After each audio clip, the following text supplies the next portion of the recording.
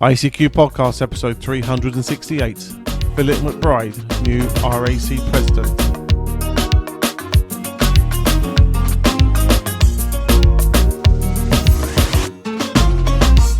Well, hello, fellow Amateur radio enthusiasts, and welcome to this, our 368th episode of the ICQ Amateur Radio Podcast. Supported this episode by David Strachan, 2M0 Whiskey Hotel X-Ray, and of course our monthly and subscription donors. In this episode, Martin M1MRB is joined by Chris, Mike 0 Tango Charlie Hotel, Martin, Mike 0 Sierra Golf Lima, Frank, Kilo 4 Foxtrot Mike Hotel, and Bill, Whiskey Charlie 3 Bravo, to discuss the latest amateur radio news. Myself, Colin, M6BRY, rounds up the news in brief, and this episode's feature is a discussion with Phil McBride, Victor Alpha 3 Quebec Romeo, who's the new president of the Radio Amateurs of Canada. Well, as always, it's your very kind donations that continue to keep your ICQ podcast advert-free and help us pay us our way on the internet. And this episode, along with the monthly subscription donors, we'd like to thank David Strachan for his very kind donation. A quick, simple message to thank you and the other presenters for the great podcast and digital group setup. Best regards, David, 2M0 Whiskey Hotel X-Ray. So many thanks, David, for doing that for us. You can show your appreciation for your ICQ podcast by doing this very, very simple thing. Think of the value you got from the show, then visit icqpodcast.com/donate. Turn that value into a monetary figure, select one of the options or choose one of your own, and as I say, send that our way to help us out along the way and pay our bills on the internet, and we'd greatly appreciate you helping us out. Right, well now let's generate that value by continuing on with our show as we join Martin, Chris, Martin, Frank and Bill to discuss and generate thoughts about the latest amateur ham radio news, including 5G FAA update, along with South Africa looking at new EMC rules for electronic devices to benefit radio hams. As always, hope you enjoy. Well, hi guys, welcome to episode 368 News Roundtable for the ICQ podcast. And tonight I'm joined by Mr. Chris Howard, M0TCH. Hi, Chris. Good evening, Martin. Did you say 368? 368, yeah. Things are moving on up. Then it's 2022 as well. What's going on? I don't know. Yeah, it's still moving quickly, isn't it? It is, yeah. Also got Mr. Martin Rothwell, M0SGL. Hopefully you won't get me into too much trouble. Happy New Year, dear listeners. And not getting you in trouble. You do that yourself, mate. It's called coffee and caffeine. You need no help from me. All right. I've been off the caffeine since lunchtime, so it should be okay. Nearly worn off. Yeah. Quadruple espresso, though. Oh, true. Moving to the other side of the pond, we got Mr. Frank Howell, K4FMH. Hi, Frank. Happy New Year to you and all the folks here. Yeah, good one, Frank. Cheers. And last but not least, Bill's managed to join us. Bill Barnes, WC3B. Hi, Bill. Hi, everybody. Happy New Year. No major catastrophes with information security at work, so we're good this month at least. Yeah. Well, as I say, there's been a lot going on in our lives, but we're all getting through it, so that's a good one. Right, first news story is something that we picked up on from the last episode, and it's an update on the 5G situation and the FAA in the States. And interestingly, what's going on there? You know, the aircraft industry are very worried about it. So, Chris, you picked this one up first, so over to you. Well, I know this is talked about on the previous episode, but and I found it a very interesting article or news story in that, this is 5G story, and a lot of the 5G, we hear a lot of myths about 5G, about it's going to do all kinds of bad things to you, but this one is a genuine concern. You've got Airbus and Boeing that are raising concerns, and that's the sort of thing that needs to be taken seriously. I remember even Sully Sullenberger, the pilot that landed on the Hudson a few years ago, even he was tweeting about this, saying that this needs to be looked into. There's an update, and thank you, Frank, for finding it, because I struggled to find this. There's an update to the story, which is that I believe they've now agreed on some buffer zones around a number of airports to where they won't be switching on the 5G service. So there was an impending date this month, and they've decided to, I think, defer it in those particular locations. I think while they're doing some further sort of testing, I suppose. The concern was, I think, that the 5G frequencies that were proposed, this C-band service, could interfere with the radio altimeter of aircraft, and that's quite an important thing, I understand. So hence the concern there. A daft question on that. You talk about they're not going to switch 5G on in certain areas. What about 5G phones that people have on their person? I know you're supposed to have your phone in airplane mode, but let's face it, there are always people that don't. That you can be on a plane with a phone that might be roaming and using those frequencies, just saying, "Hey, I'm a 5G device. Is there any 5G networks out there?"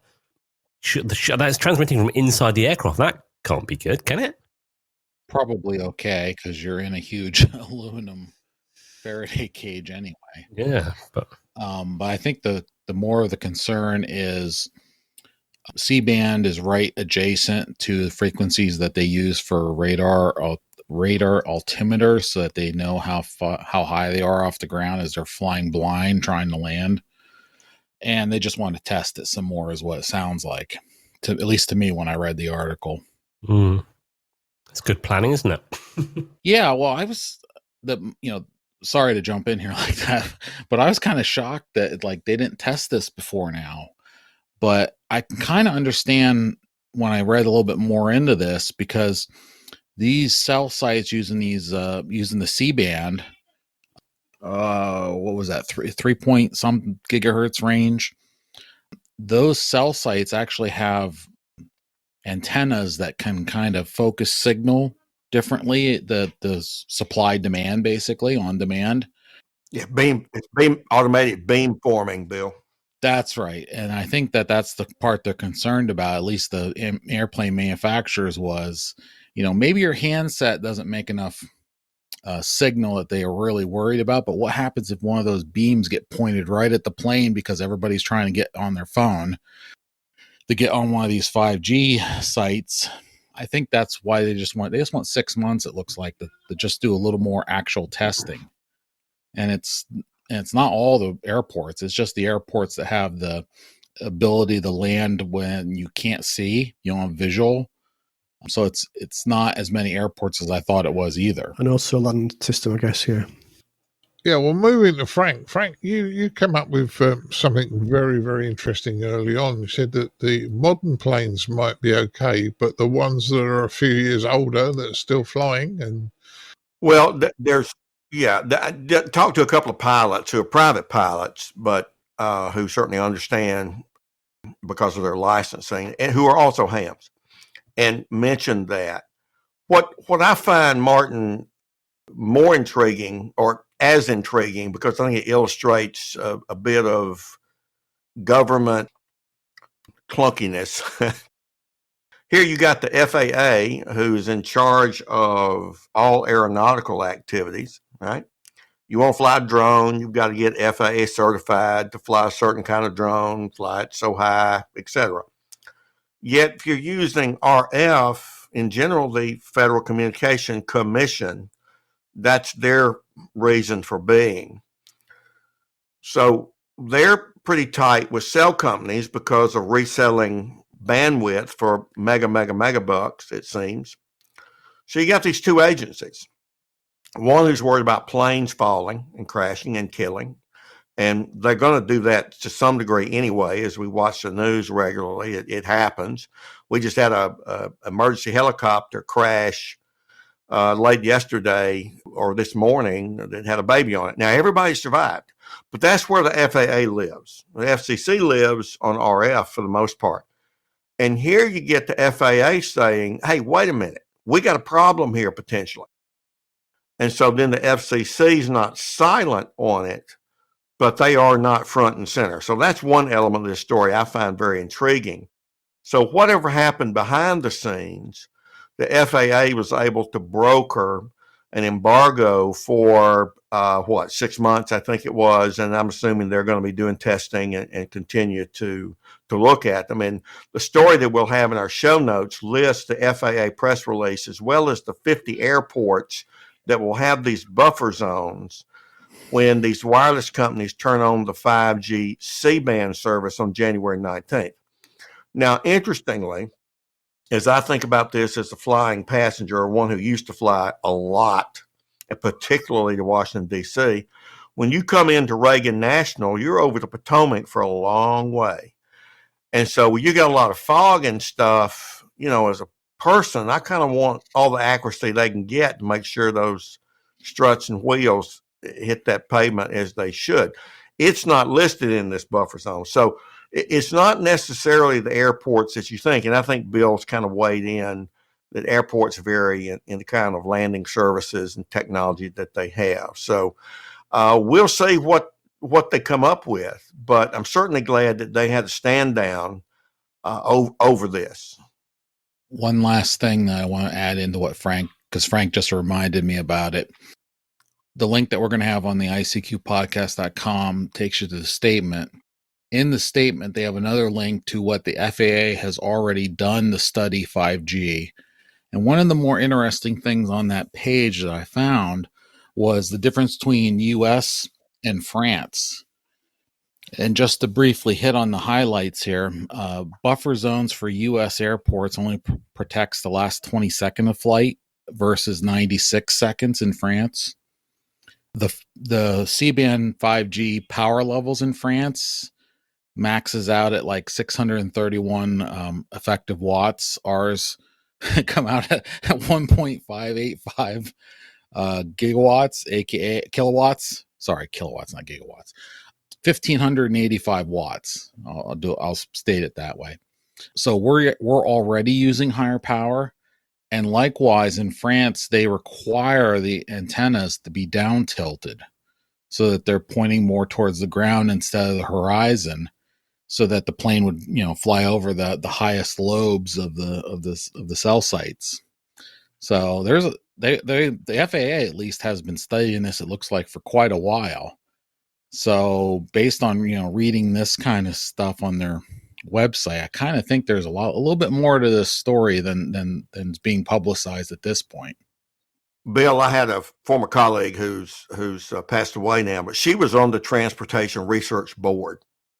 And so Beth would tell me a lot about those meetings. And I think FAA has a lot of input from scientists and practitioners, whereas the FCC has some input. So I would characterize the two agencies as kind of different. And what your statement says kind of underscores that. Well, from my point of view, boys, I know this is a state story, but I live on the outskirts of London. And as Martin Rothwell pointed out earlier, when planes are landing from the east, landing towards the west, they fly down the Thames over the top of pretty much the whole of London, or whole of central London, on their way to Heathrow, which I'm starting to worry a little bit, mate, because I'm far enough away it won't affect me, and I'm sorry to say it's not in my backyard. I'm not doing that routine, but I hope we've thought about it in this country, certainly. I hope so too. I used to work next to the Thames many years ago, about 20 odd years ago, and we used to watch the planes about every minute go past on the way into Heathrow, including used to get Concorde flying past twice a day, which is always quite fun. But absolutely, that area is pretty busy, shall we say? Absolutely, yeah. Pretty highly populated. Yeah. And the other thing is I've got a 5G mast opposite my house, as Chris found out the other day when he came round and went, "Oh, look how much I'm getting on my downloads." Phenomenal bandwidth. I've got it here somewhere. I'll have to look, but it was, yes, phenomenal bandwidth, Martin, in your area. Yeah, I think you got about 600 meg down, didn't you, or something? About that. Yeah, I'm going to double check in a second, but yeah. I downloaded a 6 gigabyte document when in Birmingham, Alabama, in a doctor's office, and it was like zip pop. I could not believe how fast that downloaded under 5G on my cell phone. It's quick. And the comical part is I drive 5 minutes away from where I live, and there's no cell service. Yeah. Join the club. But all of our networks here all advertise themselves as the UK's #1 network. You can't always all be #1 in the same market. Just saying. Here we go. So from Martin's house at the weekend, 637 megabits per second download and 95 megabits per second upload speed. So that's pretty impressive, isn't it, really? Yeah, but I have to wear a tin hat and Yeah, the hat glows in the dark, yeah. yeah, and I glow in the dark. No, stop being silly. Okay, let's move on to the next news story before I get into trouble for joking. The ARRL have just surveyed field day participants on the last field day, and obviously they're trying to make things a bit better. I'm going to go with Frank first on this one. Frank, you like statistics and that sort of thing, and you've probably looked at this. What do you think? Well, just those who have listened to the podcast know I've been a professional survey researcher, taught it, and have conducted it and started survey centers. So very much part of survey research on the professional level for a number of years. I've certainly pushed the ARRL to collect data about issues, and I'm delighted that they are collecting data to try to make some decision about the appropriate power levels and categories for field day. I openly applaud that. Now, there's an old truism that a man named Don Dillman, who was kind of like the leading guru in survey research, his book, The Total Design Method, was sort of the Bible in survey research for many years, a consultant to the Census Bureau, had a saying that was, anybody can do a survey, and most of them will, but not everyone does it well. And I some years ago was trying to offer services for free to the ARRL in my background, and I asked Bob Interbitson, who's the PR director or some title thereof, and I mentioned, I'm a statistician, things like this, and he says, we have statisticians at ARRL headquarters. And I thought, okay, well, hey, that's great. I was very impressed. And when I asked Dave Norris, my division director, because he had said I needed to contact Bob, he said, bloody hell, or the U.S. equivalent to this is their statistician works for Survey Monkey. So I say that because even though I'm delighted that they're doing this survey, I took it, looked at it, and it's just very poorly designed. Full paragraphs with some in bold and some not. Some of the response categories are not exhaustive, like they ask you to choose and recommend how you participated in 2021 field day. They leave out Class E. Now, Class E is equal to Class D, but hey, they don't say that. And you kind of go on there, and it's if you stand on one leg and bark like a dog and whistle on Wednesday, what time is it on Tuesday? 3:30. Almost 3. That's an extreme example. I'm just trying to say that the league has members. One of the leading survey researchers, more senior than me, has been a long time ham. He's been a ham since he was a teenager, lives in North Carolina, John Shelton Reed. There are many professional survey researchers that the league could call on if they would simply ask them. So that's a critique of this. Now, the second thing is I have my doubts as to whether or not they'll release the results. We'll see. That's to be seen. But I think Bart Janke, who is the radio sport field director, W9JJ, is a good guy. I've had some interaction with him. He's been most congenial and assisted me with getting data to do the contest study. It's just a shame that an organization as large as ARRL doesn't get professional input to do important things. So kind of a mixed bag for me, Martin. Yeah, no problems at all. As I say, I know you surveys and that professionally. That's why I asked you first. Bill, this affects you because it's your side of the pond, and the ARRL field day is probably the biggest event in the US calendar, I'd suggest. Yeah, I'm pretty sure it's the most participated contest over here. At least that's my opinion of it. Likewise, the survey will close when this episode comes out. So if you didn't get the email to fill it out, sorry. The one thing I do want to mention in the article to remind folks is they are surveying the fact that they changed low power from 150 watts to 100 watts for all ARRL contests. That actually never affected me because I was always 100 watts or less. But some folks, I believe, have 200 watts transceivers that they would turn down the 150 for the contest, or some of the older solid state and tube hybrid rigs. I know some folks were able to get more than 100 watts out of them. Yeah, I was able to do that, Bill. I was able to do 150 on a Kenwood 950 SDX, sort of older. Yeah, I used a Drake years ago that when you actually put a real watt meter on it, it was like 120.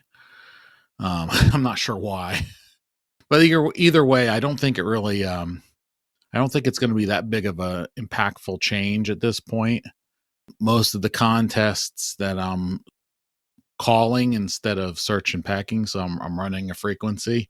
I always turn the power down a little bit anyway, just not to bake the radio, or I enter QRP, because I do contests with the KX3 for some psychotic reason. So I'm not really sure that impact's going to be that big, and that is one of the things that they were asking. So we'll see. Hopefully we will see the results like Frank said, and we'll be able to understand what the goals were of this survey as well. Yeah, that's good news, Bill. That's interesting. Now, Chris, we do SSB Field Day in the UK as a club, but we never run 100 watts. So we do.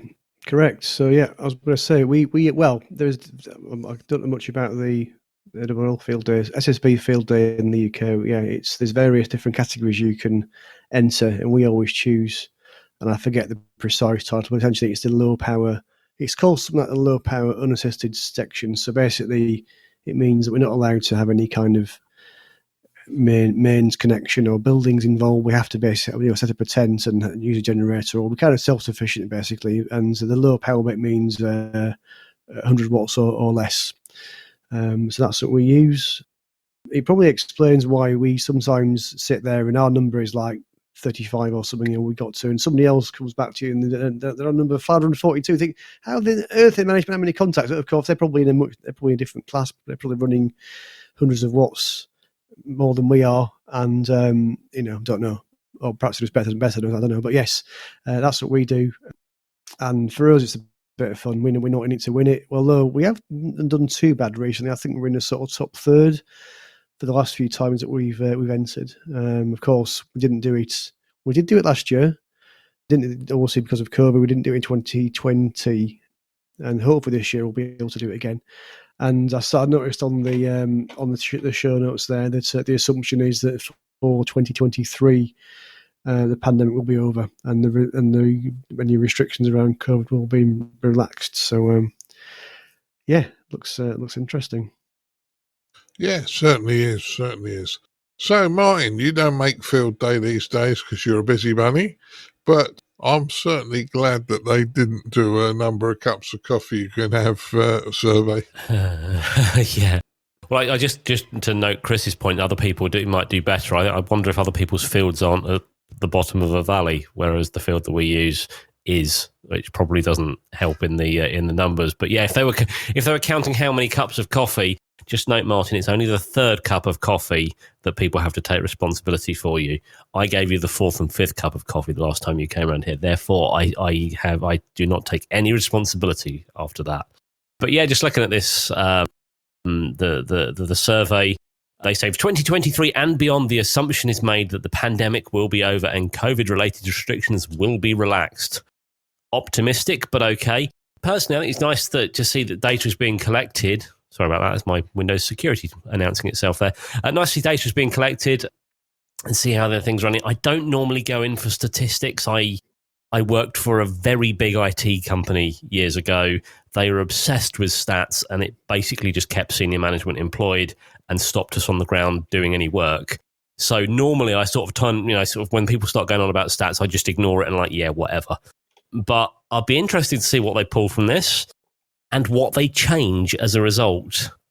And if they, I'd like to see it, because if they pull the data and they do some relevant changes as a result, there's more incentive to fill this sort of stuff out and to provide the data. But of course, if they're just asking for data, and we've had these surveys come out in the UK before from various organisations, and then nothing's got changed as a result, well, what's the point in taking your time filling it in? So I hope that they do act on the stuff they've got, and I hope they publish the information that they find and what they do. Yeah, me too. Because if you're going to put your time into filling in the survey, then you really ought to find out about what has happened. Absolutely. But hey, if you don't ask the question, you don't find out. And as Frank says, you've got to ask the right questions. But there's an old saying in there about database, and okay, I'm going for the clean option, boys, but rubbish in, rubbish out. So there you go. Right, moving to our next news story. South Africa have new EMC rules for electronic devices to benefit ham radio operators. And I kind of like this one because we hear a lot about the US, the UK and Germany jumping on people and devices for causing problems. But it's nice to see that somebody else is going to do something about this. Now, I'm going to ask Chris to go first on this one. What do you think, Chris? I think it's good in that we know that there's lots of things out there that have nasties that cause interference, as they've got in this article, power supplies and LEDs and things where they've not put in the appropriate components to suppress interference. And it's good they're doing that. I think the bit that's the next thing they need to make sure is then doing the actual enforcement. It's all right having the rules. We've got plenty of rules about these things, but it's whether anybody actually enforces the rules. So I don't know if it's the same agency that do. South African Bureau of Standards are the ones that are producing these new rules. It's whether I don't know if they're the ones that then go away and enforce them or not. That's the bit I think that's missing, certainly in the UK, is actually the enforcement of some of these rules rather than just the creation of them. Yeah, certainly is, Chris. Certainly is. Well, I was. This is a sideline on this one. I was watching a video this morning about from on YouTube, Mr. Carlson's lab, and Paul there was fixing a coffee machine.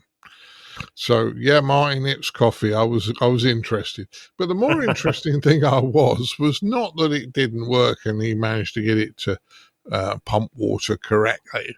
I was more interested in the fact that he was saying all across his house and area on his land and further afield, this coffee machine was radiating phenomenally from the power supply and using the mains wiring as an aerial.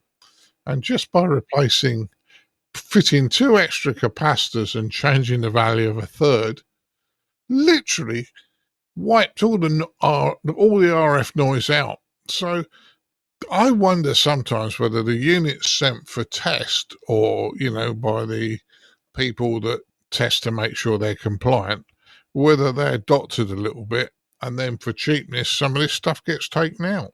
I don't know for definite, but maybe I wonder. What do you think, Martin? I completely agree, and I would probably lay money on the fact that some of them are. I've said before, if you want to test these, it should be enforced, and there should be anonymous people going out and buying, this product that you want to test from various sources. You buy one from the online retailer, one from a random high street retailer, and so on, and you test them, because I can almost guarantee you'll take the back off of any of these devices and where are the components that should be there? Why are they not there?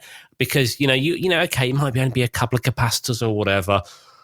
It's a television set. You can take those components out. It's going to save you 10p maybe per television set. When you sell a lot of television sets, add it all up, that adds up as a lot to your company. And whatever the device is, that's a lot of saving that, well, why should we put it in there? No one's going to enforce it. It's nice to see in this case that they're putting in new rules in South Africa. That's good. There's part of me that wonders about imports and the CE or China electronics. You're basically going to have the same problem as the rest of the world. It's nice to see you putting some attention to this, but personally, I think it's probably too little too late. Yeah, maybe new kit that's made in South Africa or officially imported to be sold in South Africa will be approved, and that might do something for your noise floor and things like that. But existing stuff that's already out there, good luck with that. We all know deep down PLT will eventually become illegal. How do you deal with the electronics that are already out there, that are already on the air, that are already using your mains wiring and the overhead cabling as antennas, especially if you've got big companies that are already peddling this stuff from their suitcases and are putting this stuff in people's homes, the stuff that is currently legal for whatever reason, and then suddenly like, oh yeah, perhaps we shouldn't allow that, or perhaps we need to crack down on this product. Well, you really should have been doing this 10, 15, 20 years ago, and you should have been cracking down on stuff and enforcing it and finding the companies that are doing it. And then actually we wouldn't be in this situation. But at the moment, we've got an ever increasing noise floor and like, oh yeah, we need to do something about it. But really, is this not just a tick box exercise to say, oh, well, we're trying, forget about what we haven't done in the past? Maybe I'm just being cynical. I don't know. Well, the other thing is, Martin, I think the big problem is with a lot of this stuff is how many people actually hear we physically as humans can't hear RF interference. Some devices we use, like radios, are affected, and that then starts to affect us. But how many people actually care that much? If you've got a smart speaker that you're streaming across the internet, you're no longer using RF to listen to radio. No, yeah, that's that. I think that's the problem. Is the general public who are not technical really don't give two hoots. No, you're right. And based on that, and based on our earlier story about like the 5G, it'll be unfortunate, but it'll be something, it'll be interference or something caused by something like this to a plane or something that endangers life that will trigger something, and it's sad that it has to get to that level of thing before anyone does it. I mean, we covered a story, I want to say it was in Australia, and it was like about a guy's fridge that was interfering with a mobile phone network. And I'm sure I think there was one up in the UK as well, where this couple's old CRT TV was interfering with the broadband network. They only started investigating when the broadband company and the phone company were jumping up and down saying, you're taking out, our systems.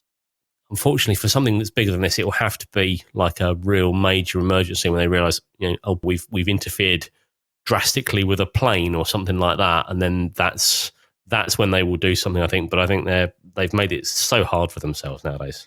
Yeah, certainly have. Frank, what's your thoughts on this one? I'm going to plead ignorance, but I'm going to go with it.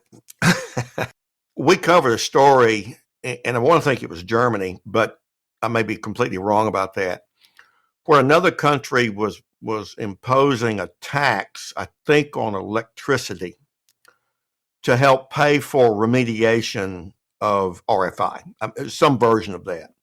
Now, that's one economic approach. And Martin, tailing on your comments, in the U.S., when the environmental movement began to catch on, economists were studying willingness to pay. That is, okay, you want to clean up the environment? What are consumers willing to pay? And yes, consumers can be blamed for some of the environmental problem, but there was never a consideration for businesses that produce pollution, such as manufacturing plants and all, to be additionally taxed. And all that was a hue and cry against that. So you got two paradigms. Let me sit up and applaud South Africa, because they're putting it where the burden should be, from my value system, on the producer of the product that does not perform. And Martin, that is, to me, the best good news I've seen in a long while. Yeah, certainly is. It's a move in the right direction. Bill, last words on this one? I don't really have anything to add. I think everybody covered it pretty well. It's just nice that they are attempting to do something. I agree with that. And I also agree with the fact I don't think it's going to do much. Well, we can only hope it does, Bill, but let's see. Yeah, we keep trying.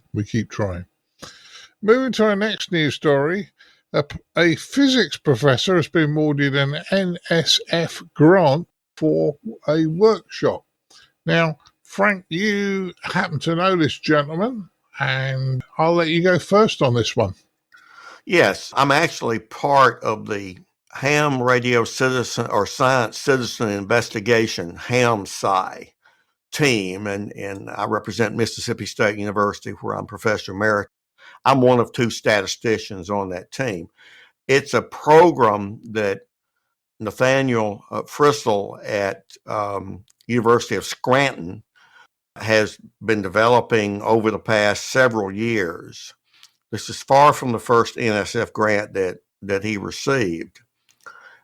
I've been on National Science Foundation panels that review things like this, and it has to be pretty good, and it has to be seen as having an impact in the field of science. In this case, it's propagation science. So Dr. Frissell has got yet another grant, this one in the order of $50,000, to support having the annual HAM-SCI conference at the U.S. Space and Rocket Center in Huntsville, Alabama.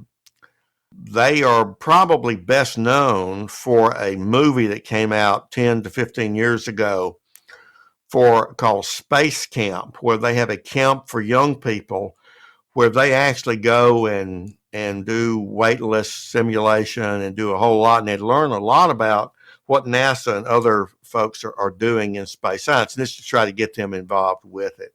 So this is to support the annual program, which this year will be both in person and online, March 18th and 19th. I think a lot of Nathaniel, he's doing just a lot that is and will benefit amateur radio and our understanding of propagation. Certainly. That sounds good. Bill, it's still your side of the pond, but quite interesting nonetheless. Yeah, University of Scranton's about an hour and 15 minutes upriver. So it's relatively nearby. But just like Frank was saying there, he got this grant from the National Science Foundation to have a conference down in Alabama. And I think it will be a real nice event. And I wish him lots of luck. I'm not exactly sure how in-person component of it will go this year, but the virtual one, I'm sure, will be well attended. Yeah. Well, I don't know, Martin. I'm assuming if you were in the States, you'd like to go to this conference, as I would. But do you reckon it would be over our head? I think it probably would be over my head. I mean, initially when I saw that someone was getting a grant for this, like, how do we get one of these grants? I'd like a new radio and a new amplifier and everything else. But yeah, I mean, it's lovely to see they're getting some money towards this. It's lovely to see they're getting the ability to put on a workshop that, hopefully will, promote our hobby and the deeper, the more complex side in a great way. I think it can only be a good thing, and I'm sure it will be absolutely fascinating for those that attend. So yeah, I'd love to attend, but yeah, there might be a few head scratching moments if I did. Yeah. I think the thing is, we all enjoy the hobby and we're interested in so much. And I'm still finding things in the hobby that I knew diddly squat about. And this being one of them, I didn't know this group were doing this sort of thing. Chris, what's your thoughts? I agree. This would be way over my head if I were to go along, but it does look interesting.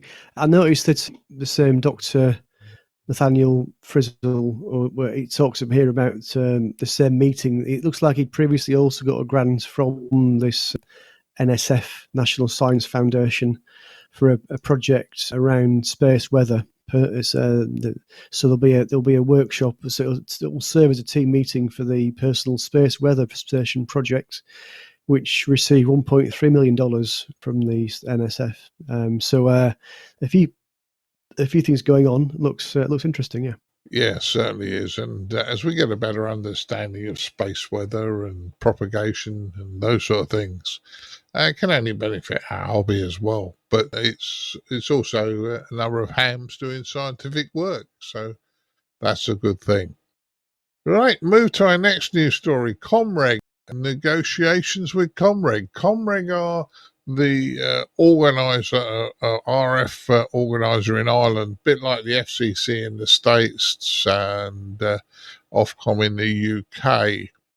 And they've come up with some other things that maybe us amateurs or amateurs in Ireland might find very useful, i.e. a novice entry-level license, power increase, and some frequencies on 60 meters. What do you think, Mine? Again, it's great to see the regulator getting involved and realizing that they do need to make some changes occasionally. Novice and the entry level license, well, that's an absolute no brainer. I mean, you only have to look at since the foundation license came in. I remember when I wanted to get my license, all you could have done was go straight for like the equivalent of the advanced license. It was a lot of studying, and there was probably a lot of people put on when they brought in the foundation. It suddenly got loads and loads more people into the hobby. I got a very easy way into the hobby. From there, developed and went on and did more. We only have to look at how many people have got their foundation licenses throughout lockdown. Yes, it's a pain in the neck having been locked down for the last 2 years, but at the same time, more people have got into the hobby and it's become more reachable for more people. So for Comreg to do this and to look at bringing that in Ireland, brilliant. Going forward, things like more power, they're listening. People want more power for whatever reason. Okay, maybe they're not going to give you more power if you live in the middle of an urban area, then maybe they're not going to let you run kilowatts or something there. But if you live out in the sticks on, the coast or somewhere where you're miles from anywhere and you want to run a bit more power, or you want to do some more experimentation, they're listening. Again, they're talking about adding 60 meters. Brilliant. It's a great band. Hopefully those frequencies are going to align with their neighbours. Looking at the ones they're mentioning, it looks like at least some of them will. I don't know if they all will because I didn't compare them all, but it looks like they're going to. So again, good. It's only good that the regulator are listening. I hope our regulator is prepared to pay a similar level of attention to us as well. Yeah, well, let's say we have a 3-tier license, which I think is great. And I suppose you could equate it to when you pass your driving test, you're competent enough to drive a car. You're not competent enough to drive an 18-wheeler articulated truck. So I don't know. I'll give it a go. Well, I thought you might, but yeah. But I got no tax, no insurance. See how you do. Yeah, well, don't you get me off on that, because the woman who wrote my car off had no insurance last year or the year before. Oh, no. But we won't go there. No. So, having a nice new thing could be a good thing in Ireland.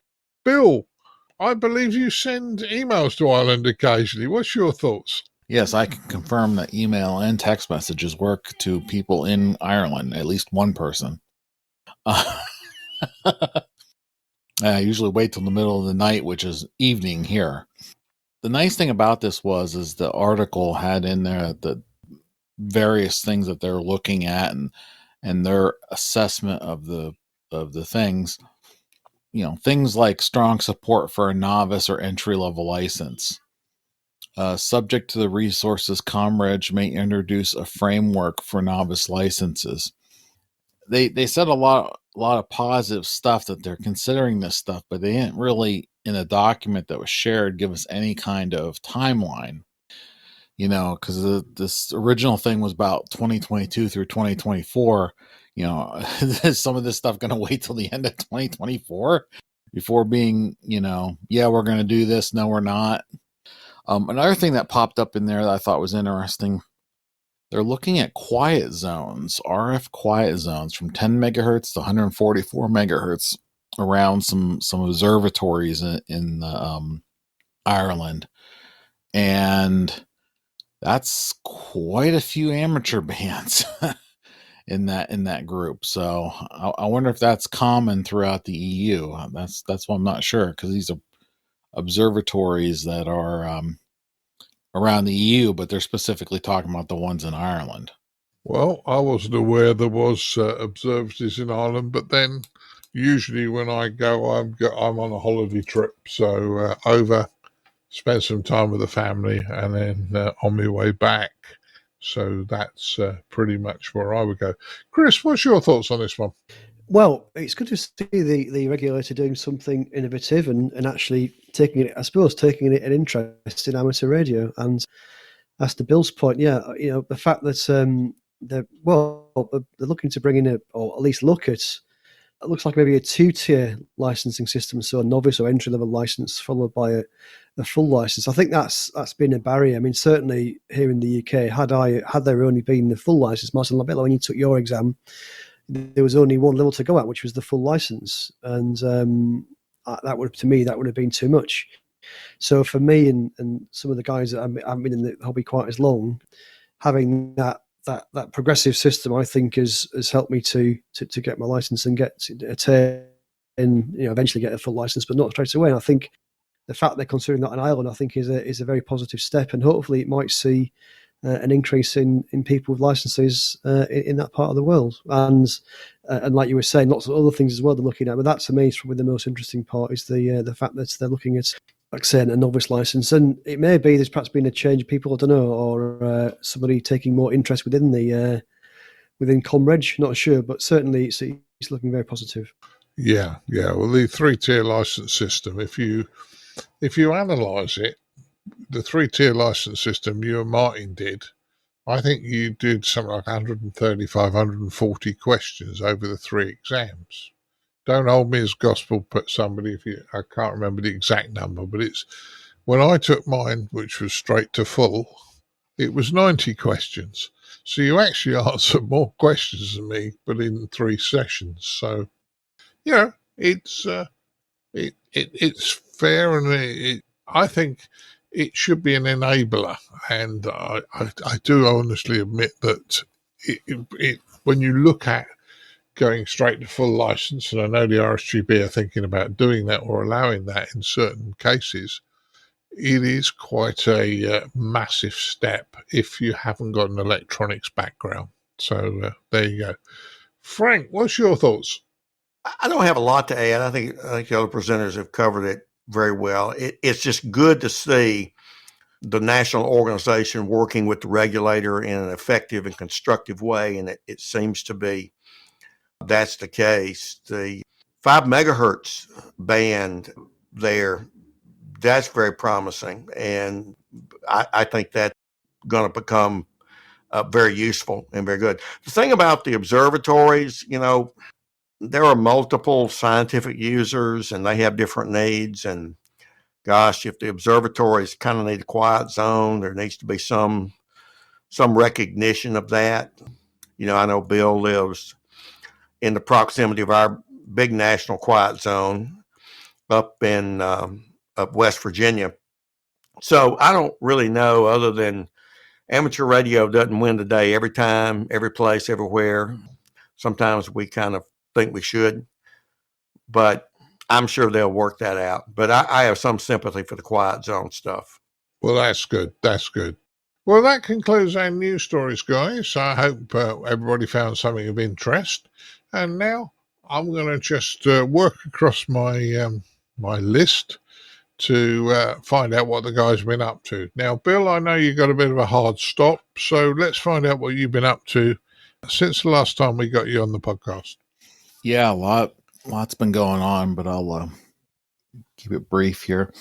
My DigiRig is fully working with the KX3. I got all the kinks worked out of it. Made up a couple sets of cables and actually ordered a set. So now I actually have a dedicated set that goes in the soda bag, a dedicated set that sits here on the desk, and a couple spares. So I got that going, and I checked into some of the digital nets with it, which is good news. That thing is dramatically smaller than any other digital interface I've built or had over the decades now. Thing is Actually, I'm not even sure. It's just like the size of two USB jump drives, thumb drives, stacked on top of each other. Very, very tiny. So that's a welcome addition to the soda bag. Likewise, I took Frank's advice. I bugged him a while ago about a speaker, and I got a MFJ speaker for the KX3 now. My other set of speakers I've had since the 1980s finally gave up the ghost here over the holidays, and I had to jiggle the cable to get the connection to work again. So I ordered that and got that all hooked up. Likewise, last weekend I was able to get an hour into the ARRL RIDI roundup, and I worked 15 meters only. Got about 13 or 14 stations on there before we had to head out and chasing soda. So between all that and moving on, I did do some summary stuff. I don't know if I sent that out to everybody, but QSOs from 2021. According to Club Log, I worked 467 stations, which is a lot for me. And I got to pull it up here quick. 81% was digital. 80% was digital, sorry. And 10% was CW, 10% was phone. I can't imagine what digital mode, because I only worked 3 RIDI contests last year out of that 467. Could have been in play that I got that many QSOs. Also, interestingly enough, I worked 72 DXCC countries and only like three new ones. But it's always fun to do those end of year stats to see how you did I do a data rotation ceremony every year. I back up my logs from 1991 to 2021, and this year I put them on a USB drive and stuck them in the fire safe. In years past, I would actually burn a CD or a DVD. So I pulled those stats out while I was doing my data retention for the year ritual. So it's been very, very busy since the last time I've been around. Yeah, sounds like you have been busy, Bill. And as I say, I'll mention something else a little bit later. But yeah, you've been a busy bunny, and as I say, you didn't have a too good a Christmas, I know. But I hope the family are now back to full health. Yes, we're quarantine free and everybody's healthy, although school's back to virtual right now because of a recent outbreak, so locally. So yeah, we're all good. But the one thing I will say that was nice about being at home for 14 days is I got a lot of stuff done around the house, and I actually got a lot of stuff tidied up in the shack, which sometimes you need to do that as well. 7-3s, everybody. Yeah, 73, Bill. And thanks. We'll let you get away because I know you have a hard stop. Frank, what have you been up to since last time I spoke to you? Well, I've been under the weather a little bit. I had a sinus infection for the past 2 weeks, but I tested negative twice for COVID. So, who'd have thought you'd be happy to have a sinus infection rather than something else? But I'm feeling better now. I did complete my HF bandpass filter box I talked about last episode using the pre-built board from VK Amps in Australia, doing some spectrum analysis testing on it to characterize the filter curves. Now comparing it to a commercial product from DX Engineering that my friend Mike N5DU on my portable ops team recently purchased. And so I'll kind of complete that. I asked for advice last time on this project about the front and back panel. And I sort of said, I'm going to try this clear adhesive back film for laser printers. And, you designed what's where and all that. Well, that was a complete fail. The white lettering just didn't show up on the film, and the other colors just kind of rubbed off. And I remembered Martin's advice that he's done some lamination and adhesive to mount it. And it occurred to me, well, what if I print it out on regular laser paper, but use black, the same color as the box, as the background, just print that image on a regular piece of paper, but then lay that face down on the adhesive side of this clear film. Well, I did that. I'd use Front Panel Express Designer software from their website, and it does a good job, and we'll print and you can export, and they really want you to buy produced panels from them. Then I just trimmed it and used some double-sided tape that Carol may know about, Martin, in arts and crafts. Very, very thin double-sided tape used in arts and crafts, laid on the metal panel, covering everything, including the switch holes. And then I laid the printed panel down on the backside, and then used an X-Acto knife to trim it out. And it's not spray painted on metal plates that you could order and spend some money for, but I'm pleased with the process. I sent Martin pictures of it, and he can comment if he wants to, but I appreciate your inspiration for that, Martin. I did some bench work this morning to help a friend, Mike N5DU. He's had an MFJ 998 ATU for about 10 years, and it was just sort of going crazy and saying, shut the system down. And so I got it and took a look at it, and the first thing I checked was the wall wart that powers the 12-volt device, and it's putting out about 18 volt, and it's 12 to 15 volt specification. So most of the wall warts that I've had that have failed, usually the voltage goes down very significantly, maybe as low as 3 volts. But this one has been rising, and the longer I let that sit on my bench, the incrementally higher would be the voltage putting out. So I guess it was really pushing the limit. So I built some good 12-volt power cables with ferrites on them with power poles, and all the internal self-tests, seem to work. So I think it may be back in good shape. And Martin, I know you do this too. It's just good to use your workbench to help out a fellow ham. We also, Martin, Colin, and I finished the changeover of the Homebrew Heroes program to the Ham Radio Workbench podcast team. Now, they discussed their plans for it in their current episode, but we'll continue to promote the program as they continue it. And they may make it bigger, better, and faster, but it's clearly on brand with that particular podcast. Now, I finished my paper, including about the Cushcraft D4 40 through 10 dipole that I've been installing and testing in my attic. My attic's got the dreaded foil-back radiator barrier that some would say, oh, it's a Faraday cage, can't use it. Well, I'm demonstrating that at least in my mind, no, it's not a Faraday cage. Now, I'd sent it to QST thinking it would be something very popular with HOA-bound hams that must use their attics. But frankly, after 2 months, I hadn't heard anything from them, so I just withdrew it and submitted it to the Spectrum Monitor. And Ken tells me it'll be in the Spectrum Monitor's February issue, which is next month. Be interesting to hear from some listeners about what their experience has been. Was that just an abnormally long wait time and I got tired of waiting, or is that somewhat usual?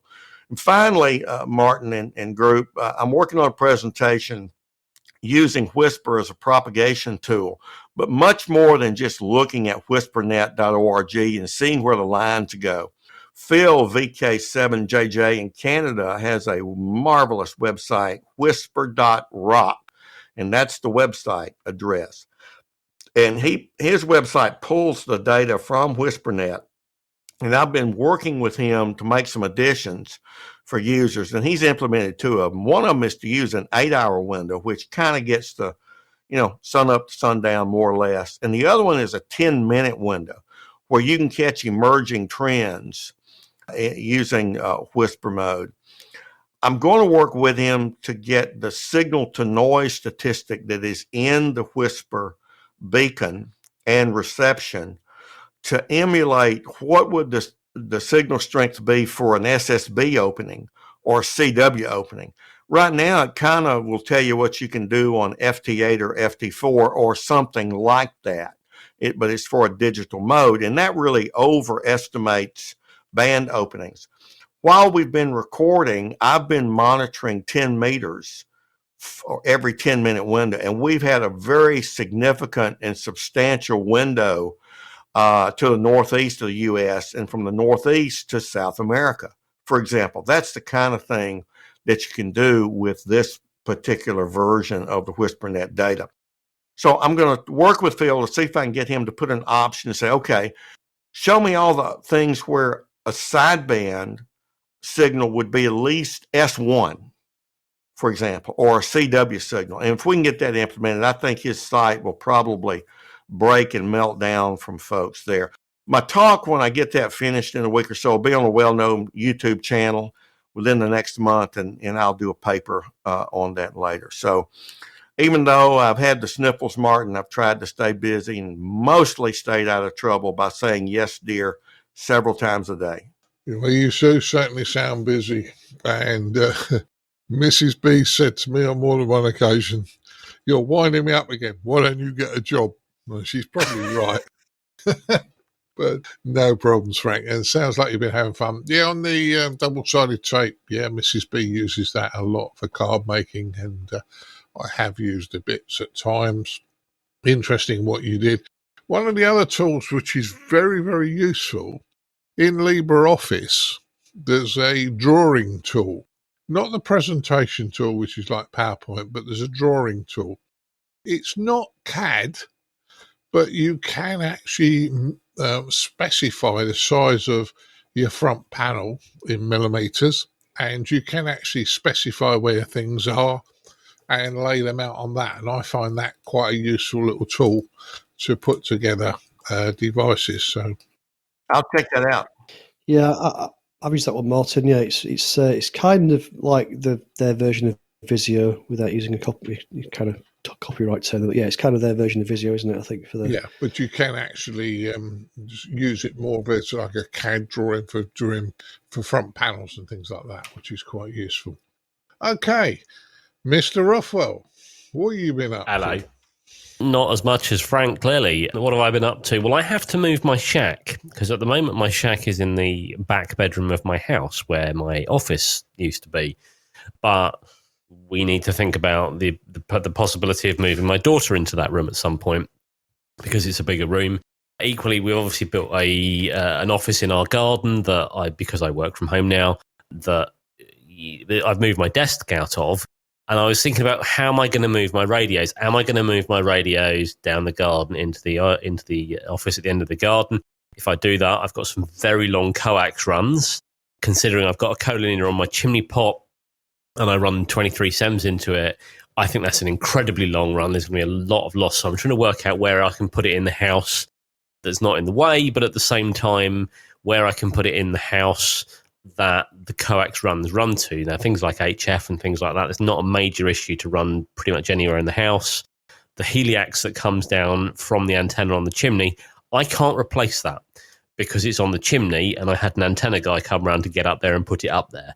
So I'm limited as to where that cable physically reaches. It goes in under a tile in through the loft, and I can move that, but anything else. So I'm having to think about that. Other than that, been playing with obviously 9480R, our own talk group, on the various modes, spending quite a lot of time on there, talking to you and other people. It's nice to talk to some of the listeners on there. It's really nice, and sometimes I was quite humbling listening to some of their comments about the podcast, and it's really nice to be able to talk to some of the listeners. So if anybody hasn't given it a go, please do come in and say hi. We don't bite. And of course, now we're back up and running on D-Star. I've been playing a lot more with my D-Star radios. For a long time, I sort of just had my DMR radio in the office with me here when I'm working, and then switched that over to the Fusion radio when I got on the little hotspot. So the Fusion radio lives in here with me. The DMR radio pretty much goes out of my pocket. But now that I have the D-Star back up and running, I've got the D-Star radio in here with me as well.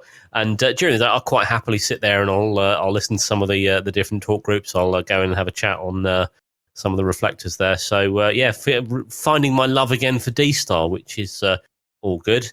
Other than that, not much going on. I've had a bit of a tune around 2 meters, but the last couple of days there's been not much there. So quite disappointed with that. But there we go. That's what I've been doing. Well, certainly interesting. And I know I've been able to see you a couple of times. Yep. Not managed to get to wind your daughter up yet, but with that's she's not been well over Christmas. Like we had that dreaded lurgy that's going around the world at the moment over Christmas. Well, I dodged it, but my wife and my daughter got it over Christmas. So one day we will all be well. I think so. Chris, what have you been up to? Well, nothing as much as the other guys, I don't think. I've been doing a fair bit of radio club stuff, sort of more sort of admin, sort of secretary type work, which is needs doing now and again. We did have the talk to the digital hub meeting, didn't we, over the new year, which I joined. I didn't have too many folks join, but I think there may have been a slight mistake on the timing. I think there were some folks that joined an hour later. I think there might have been a bit of an issue there, but that was good. We spoke to a couple of folks there, which is good, and I think we're going to do that again, Martin, some point, aren't we? I think we're going to think about the timing for the next one. Done a little bit of HF, which I do now and again, but nothing too much. And radio-wise, that's about it, really. I did manage to fix my central heating, but that's not really a radio thing. I replaced one of the motors and one of the motorised valves. So I've managed to trace a fault down to that, which was good to get that working again. So I've now got a fully functioning central heating system. Not really a radio thing though, but I guess it's electronics things. That was good. So yeah, that's about it for me, Martin. You've been busy as well.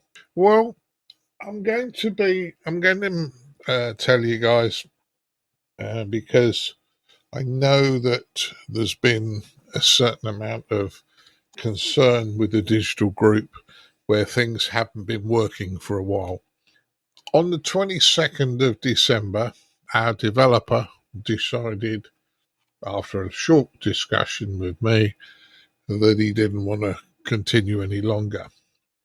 So at that point in time, we weren't fully functional, and we were really I was really struggling. I'm not a developer. I've never written code in my life, one thing or another. I did call on the team. The ICQ podcast team is somewhat of a family, and we see our listeners as extensions of our family. And Chris and Bill, who have far more Linux knowledge than me, or Unix knowledge than me, managed to help me get back into a semi-stable state on the servers we're running. Now, we have 2 servers out on the internet. Neither of them were running particularly well. Over the last few weeks, we have Chris, Bill and I have unpicked the installation process, and we've been helped by another listener that's been very, very supportive. You know who you are. I'm not going to give your name out on the podcast because the world and his wife will email you for help. But I really, really do appreciate your help as well. So, where are we? Well, I would suggest as of the 11th of this month, 11th of January, I can now put my hand on my heart and say we have a fully functional system as far as users are concerned. There are a couple of issues I've got to fix, which are useful from our point of view, but at this point in time, we have YSF, D-Star, NXDN, and DMR all communicating. If you go in on one, you come out on all of them, which is a nice thing to have to be able to sit here and tell you. I'm pleased it's working. Now, it's taken time, and I know some of you have probably tried to connect with D-Star and tore your hair out, and at one point in time I was telling you it was working and it might not have been. I thank Chris for lending me his D-Star radio so I can now test, and I've been able to test and prove it works. So going forward, yeah, we have work to do on the talk group, and I would suggest that for the next few days at least, and probably longer, I'm not going to do any more work on the system until we build up the confidence that the thing is actually working. Because I think some of our listeners will have lost confidence in the talk group, but it is up and working. The digital hub meeting, unfortunately, there were minor issues with that. Let's be honest. This was at a stage where I knew at the time I had no D-Star. the bridge server was running at 100% capacity due to a rogue piece of software. And there was a bit of a timing issue. But various people turned up to talk to Chris and I and Colin. And an hour afterwards, various people turned up to talk to Bill and Dan. So whichever group you joined, you got to talk to an ICQ presenter, which is the whole thing. And I'm glad that we all got together and had a chat, even if it was in 2 sessions. Lastly, when I was talking about last episode, and I said I got Ham Shack hotline in the shack, and if you've got one, give me a call. Yesterday afternoon, I'm sitting in the shack doing a little bit of work. Phone rings, and it was Keith down there in Arizona. And sorry, Keith, I can half remember your call sign, so I'm not going to butcher it and say it out on air. But Keith rang me and had a chat, which was great. He just got his phone provisioned, and I was his first call on Ham Shack hotline. What I will say to any of you, though, is if you call me and I'm in the shack, I'll answer. If you go with the Ham Shack hotline, it's a VoIP phone system. I will answer. However, if I'm not there, leave a voice message and a UTC time that's good for you to be able to answer a call, because we're on different time zones, obviously. But don't think I'm ignoring you. And I did get the soldering iron out for a little while. I was watching a YouTube video and a gentleman came up with a USB tester. And I thought, hang on a minute, he's only using 3 LEDs and 4 resistors. That looks an interesting little device. So I cobbled together 3 LEDs, 4 resistors, didn't quite have the right resistor values, but I looked at it and thought, do you know what? I've gone slightly high on some of the resistor values. It just means the LEDs won't light quite as bright, but it still works. And the idea is you plug it into a USB port that you want to test. If the red LED glows, the voltage is the wrong way around on the device, or something's gone majorly wrong on the device you plugged it into. What you should have is a green LED saying there's power there, and a blue LED that flashes, and you can see the computer trying to talk to this device, trying to interrogate the device to find out what's been plugged in. So by the flashing of the blue LED and the green one on, you know you've got a good USB port. And Windows eventually comes up and says, I don't recognise this, but it's hardly surprising since it's 4 resistors and 3 diodes. But useful little tool. So that's what I've been up to, boys. And sorry it's a little bit long-winded.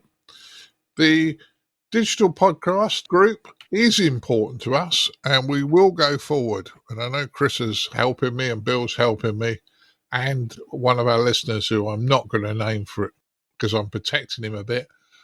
We will make sure this happens. It's not going to die just because I don't know how to do some of this stuff. So that's where we are. Okay, so I'd like to thank each and every one of you for joining me. I'd like to thank Mr. Frank Howell, K4FMH. Glad to be here. Yeah, good to have you here, Frank, and good as always. I'd like to thank Mr. Martin Rothwell, M0SGL. Been fun. Can't wait till the next one. Yeah, and the next coffee at your house. Absolutely. So make sure you've had your third before you arrive. I will. And I'd also like to thank Mr. Chris Howard, M0TCH, for your help as well as tonight. Thanks, Martin. Thanks, guys. Another fun episode. Yeah, and Bill's had to leave us a little bit earlier on, Mr. Bill Barnes, WC3B, but at least we caught everything for him before he had to leave. So 73 all, and we'll continue with the podcast. 73. Yeah. 73. Keep your amateur ham radio podcast advert free by donating less than a length of coax. Visit www.icqpodcast.com/donate now. For all the news, links and information, visit www.icqpodcast.com. Now it's time to have a look at the news in brief from me, Colin M6BRY. Start with news here. The RSGB construction competition is now just 6 weeks away. Many entries have already been received, but there's still time to get your entry in. If you're new to amateur radio, there's a special category for you. 4 categories are on offer, covering beginner, construction excellence, innovation and software, and a prize for each section. Full details can be found on the RSGB's website, rsgb.org/construction-competition. Closing date 1st of March. The ARRL Foundation program has been working away for many years in the interest of amateur radio to encourage and support clubs in, of course, the hobby and work for now. There's a new club grants program funded by the Amateur Digital Radio Communications Group, and they're going to make $500,000 available to clubs, enabling them to easily provide and expand important services. The program will provide up to $25,000 for worthy club projects, while requests for more than that will refer back to the ARDC. So this is beginning from April. You'll be able to apply for these grants and, as I say, get access to them from there. So great news, as I say, if you're in the States, affiliated, I'm sure, to the ARRL, or as I say, if you're a qualifier, you can get involved that way there. So how do you find out about this? You visit arrl.org/the-ARRL-Foundation. But as always, we'll make sure this link's on icqpodcast.com for you, so you'll be able to get access from there. We finish up the news in brief in Spain, where the Spanish Union of Spanish Radio Amateurs have obtained permission for radio amateurs to use part of the spectrum, 2400.050 MHz to 2410 MHz, for QO100 satellite communications, and that's going to run through until December 26th of December this year. So good news there. All you got to do is be a holder of amateur radio authorization, and as I say, you can work away there with a maximum EIRP of 1500 watts using a directive antenna with a gain of not less than 21.5 dBi. So yeah, good news there, that you'll be able to work, as I say, that band going forward in Spain for the rest of the year. Obviously not just for Spanish amateurs, but I know there's a lot of people from the UK that will head that way this year, hopefully for holidays. So say, yeah, you might want to catch that one. Now we're going to head over to our features episode, where we're going to be chatting with Phil McBride VA3QR Romeo. He's the new ARC president, and Frank Howell had a chat with him to find out more about him. Hope you enjoy.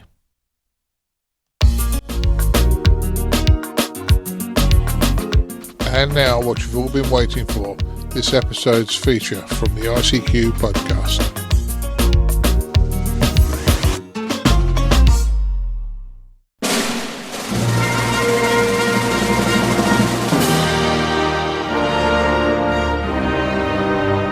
Hello, everybody. This is Frank, K4FMH, with another feature interview for the ICQ podcast. Astute listeners will already know that my guest is from old Canada. I'm delighted today to have not only a Canadian ham, but the newly installed president of the Radio Amateurs of Canada organization, Phil McBride, Victor Alpha 3, Quebec Romeo. Hello, Phil, and thank you for joining me today. Thanks for having me. Nice to be here. That's terrific. Now, you've just been installed. You've kind of virtually just walked in the door, but you've been in the building 6 years. You were on the board of directors. From your QRZ page, my observation is here's a person who's very active in a home shack, who's very active in a mobile shack, who's very active in doing the normal kinds of contests and DXing type stuff, rag chewing. And he's also very invested in emergency radio. And he owns a couple of APRS digipeaters, as I do. He does repeater maintenance, as I do. So here's a guy who is elected president, who's done a little bit of most all the things that the organization itself does, and that speaks for itself. But introduce to our listeners in U.S. and in Europe and in Aussieville down in Australia, who's Phil McBride? Well, long story short, I'm 41 years old. I got into radio at the age of 9 with a CB, and that story's on my QRZ page. I got my amateur radio license at 14 years old. From there, joined my local club. I did get involved in as the emergency coordinator for my local club, got into ARRS and MCOM. Went from there, finished school, went into the workforce, got my first apartment, bought my first HF radio. Actually, it was my high school that gave me my first HF equipment, which kicked me into getting my CW endorsement. Wow, cool high school. Yeah, well, it was all Heathkit gear, so a new learning curve. And I went from there and, got married, bought a house, had kids, got more involved. I wanted to do the expedition. I got to do that twice. I have tried throughout my years in the hobby to, like you said, do a little bit of everything, because amateur radio, there is so much you can do. It is such a vast hobby that I didn't feel like I just wanted to sit there and go, oh, I like this, I'm going to stay in this little corner. No, I want to go see what else is out there. And it's been expensive, but it's also been very rewarding. Terrific. And you are a veteran, and you have a veteran cultural artifact in your past called the Hot Water 101 that so many hams cut their teeth on. And that Heathkit 101 is certainly an iconic rig. It's on your QRZ page. Tell our listeners, because one of the sad things about the U.S. being so large, and quite honestly, the effectiveness of the Amateur Radio Relay League, of such a PR machine, that Canada and Mexico kind of are in a little bit of the shadows. So I wanted to spend a little bit of time today talking about amateur radio in Canada. Well, amateur radio in Canada is doing just fine. I mean, we all have heard the doom and gloom from everyone. Oh, amateur radio is dying. Everyone's going to die. Everyone's getting older. And I can't speak to the rest of the world, but I can speak to Canada. The presentation I give to clubs anytime I go somewhere involves statistics that we've started to actually plot on graphs starting from 2013. But looking at data previous to 2013, the numbers are almost the same. Generally speaking, amateur radio in Canada is growing at a rate of approximately 2% per year. It is a very, very steady line. It is steady and expected growth. Is that in terms of licenses? That's in terms of licensees. Now, yeah. A metric to compare that to is that the average growth of population in Canada over the same period of time was 0.92%. Right. So amateur radio is growing at roughly double the rate of population growth. Right. The other metric is age. Everyone's getting older. Well, I'm working on putting these graphs together, and I'll probably post them in an article in TCA. The average age of an amateur radio operator is going up, but it is going up at the same rate as the mean and median age of a Canadian. Canada is getting older. It's a very Western issue across all the Western nations. So it's not necessarily an indicator of the hobby dying. It's an indicator of we're just getting older, but we are still getting new people into the hobby at, again, double the rate of population growth, and it's steady. And that to me indicates that the service is healthy. Phil, I'm a professional demographer. My PhD's in sociology and statistics. I spent 45 years doing the kind of thing you're talking about. And I certainly am delighted to hear those words come out of the mouth of the president of RAC. It's incredibly important for organizations that serve a volunteer group. Private pilots have in the U.S. 2 private pilots associations they can choose from, and so on. And so when you look outside of amateur radio, we are different, and yet we are not different in various and sundry ways. And so being concerned about the nature of that hobby, one thing that I noticed you did an online survey, and Paul Coverdale published the results of, and I have that and looking at that. I was delighted to see that, and delighted to see the orientation toward collection of data. Mm-hmm. The thing about licensees is regulators vary in terms of the data that they collect with licensees. In the U.S., the FCC used to collect birth date, and they just decided in a mainframe computing world, somebody said, we don't need that field anymore. We don't need race and gender. We'll leave them in there, but we won't collect the data. And so boom, it goes away after a while. I think your analysis is the beginnings of a terrific point of leadership for you and your board. Well, I appreciate that. I mean, there are some differences between, there are big differences between how amateurs are licensed in Canada and versus the U.S. Technically speaking, in Canada, we're not licensed anymore. We're certified. As of 2000, once you're an amateur radio operator, you're a ham. There are no renewal fees. There's no renewal process.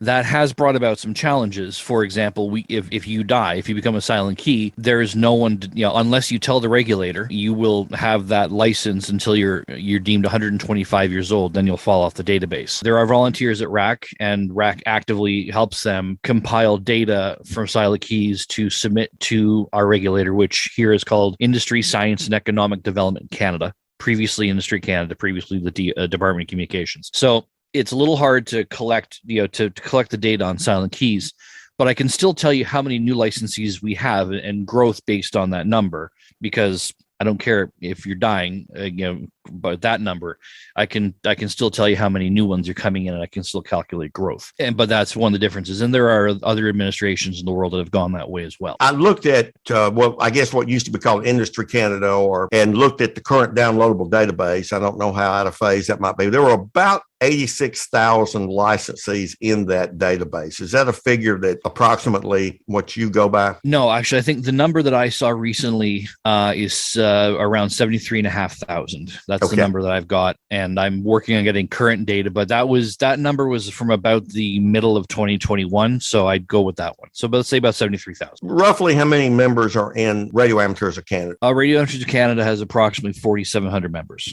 One of the things that I think it's an issue with the RSGB in the United Kingdom as well as the ARRL is you'll get him say, oh, geez, more people should be a member of their national organization. Well, more people should exercise too for their health. And some of us do and some of us don't. So when you look at the ratio or the percentage membership in the national organization, you can come away with negative views very easily, but that's not really necessarily something to be terribly concerned about. You have to have enough membership to make your group viable. What are the trends in membership? I know you've got a little bit of a loose set of numbers because the lack of a renewal and lack of a formal silent key status. At some point in the U.S., we have this renewal bid every 10 years. And even the FCC is, I'll say, recalcitrant, to be polite, and kicking those out that should be. What it comes down to is simply somebody's staff to run a script on a mainframe computer, and it's not that important. Cell phones, yeah, they're important. Amateurs, we'll get around to it next week. Oh, I'm out next week. And so there you go. What's been the trends in membership in RAC? Membership has been relatively steady. It's actually, again, that's another, it's been neither going up nor going down. COVID-19 has presented some challenges, and we're not going to be able to work those out for at least another year. It's going to take a year for things to stabilize, and then we can go back and look at the numbers and say, hey, what happened? And also, we've done some things that are member driven during the pandemic. For example, RAC started doing courses as soon as the pandemic happened back in March 2020, and I was one of the people that started to push this really hard. We need to start doing courses yesterday, which is also that could end up having a positive effect on membership, because when you're a new amateur in Canada, we give you a 1-year complimentary membership to RAC. So now I want to repeat that. RAC gives a 1-year complimentary membership to every new licensee. That's correct. Wow.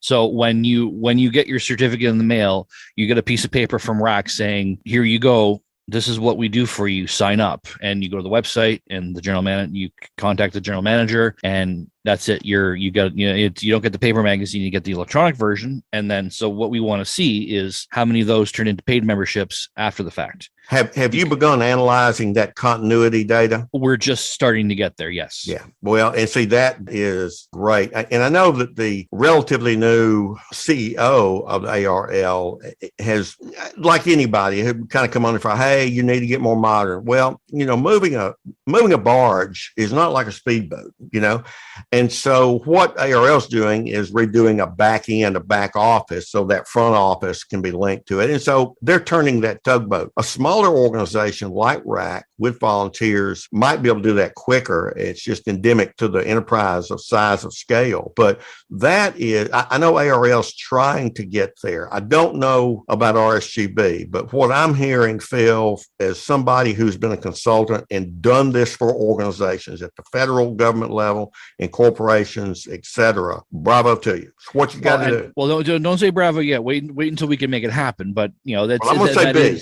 I'm going to get the bra out. Okay, sorry. Bra. I'm waiting for the vote, and anything I can do to help, I will help you, because I believe in it that much. So you've recently had an online survey. Was this something that you sent a link out to, like for SurveyMonkey or something like that, and for people to respond? Yeah, so we published a survey on the RAC website, and we publicized it through the bulletin, through the magazine we published, the Canadian Amateur. We got in touch with all of our affiliated clubs, saying, we want you to tell us about amateur radio and what it means to you, because we want to know. We basically wanted a census. So what is the state of amateur radio in Canada in terms of who's out there, who's operating, who's active?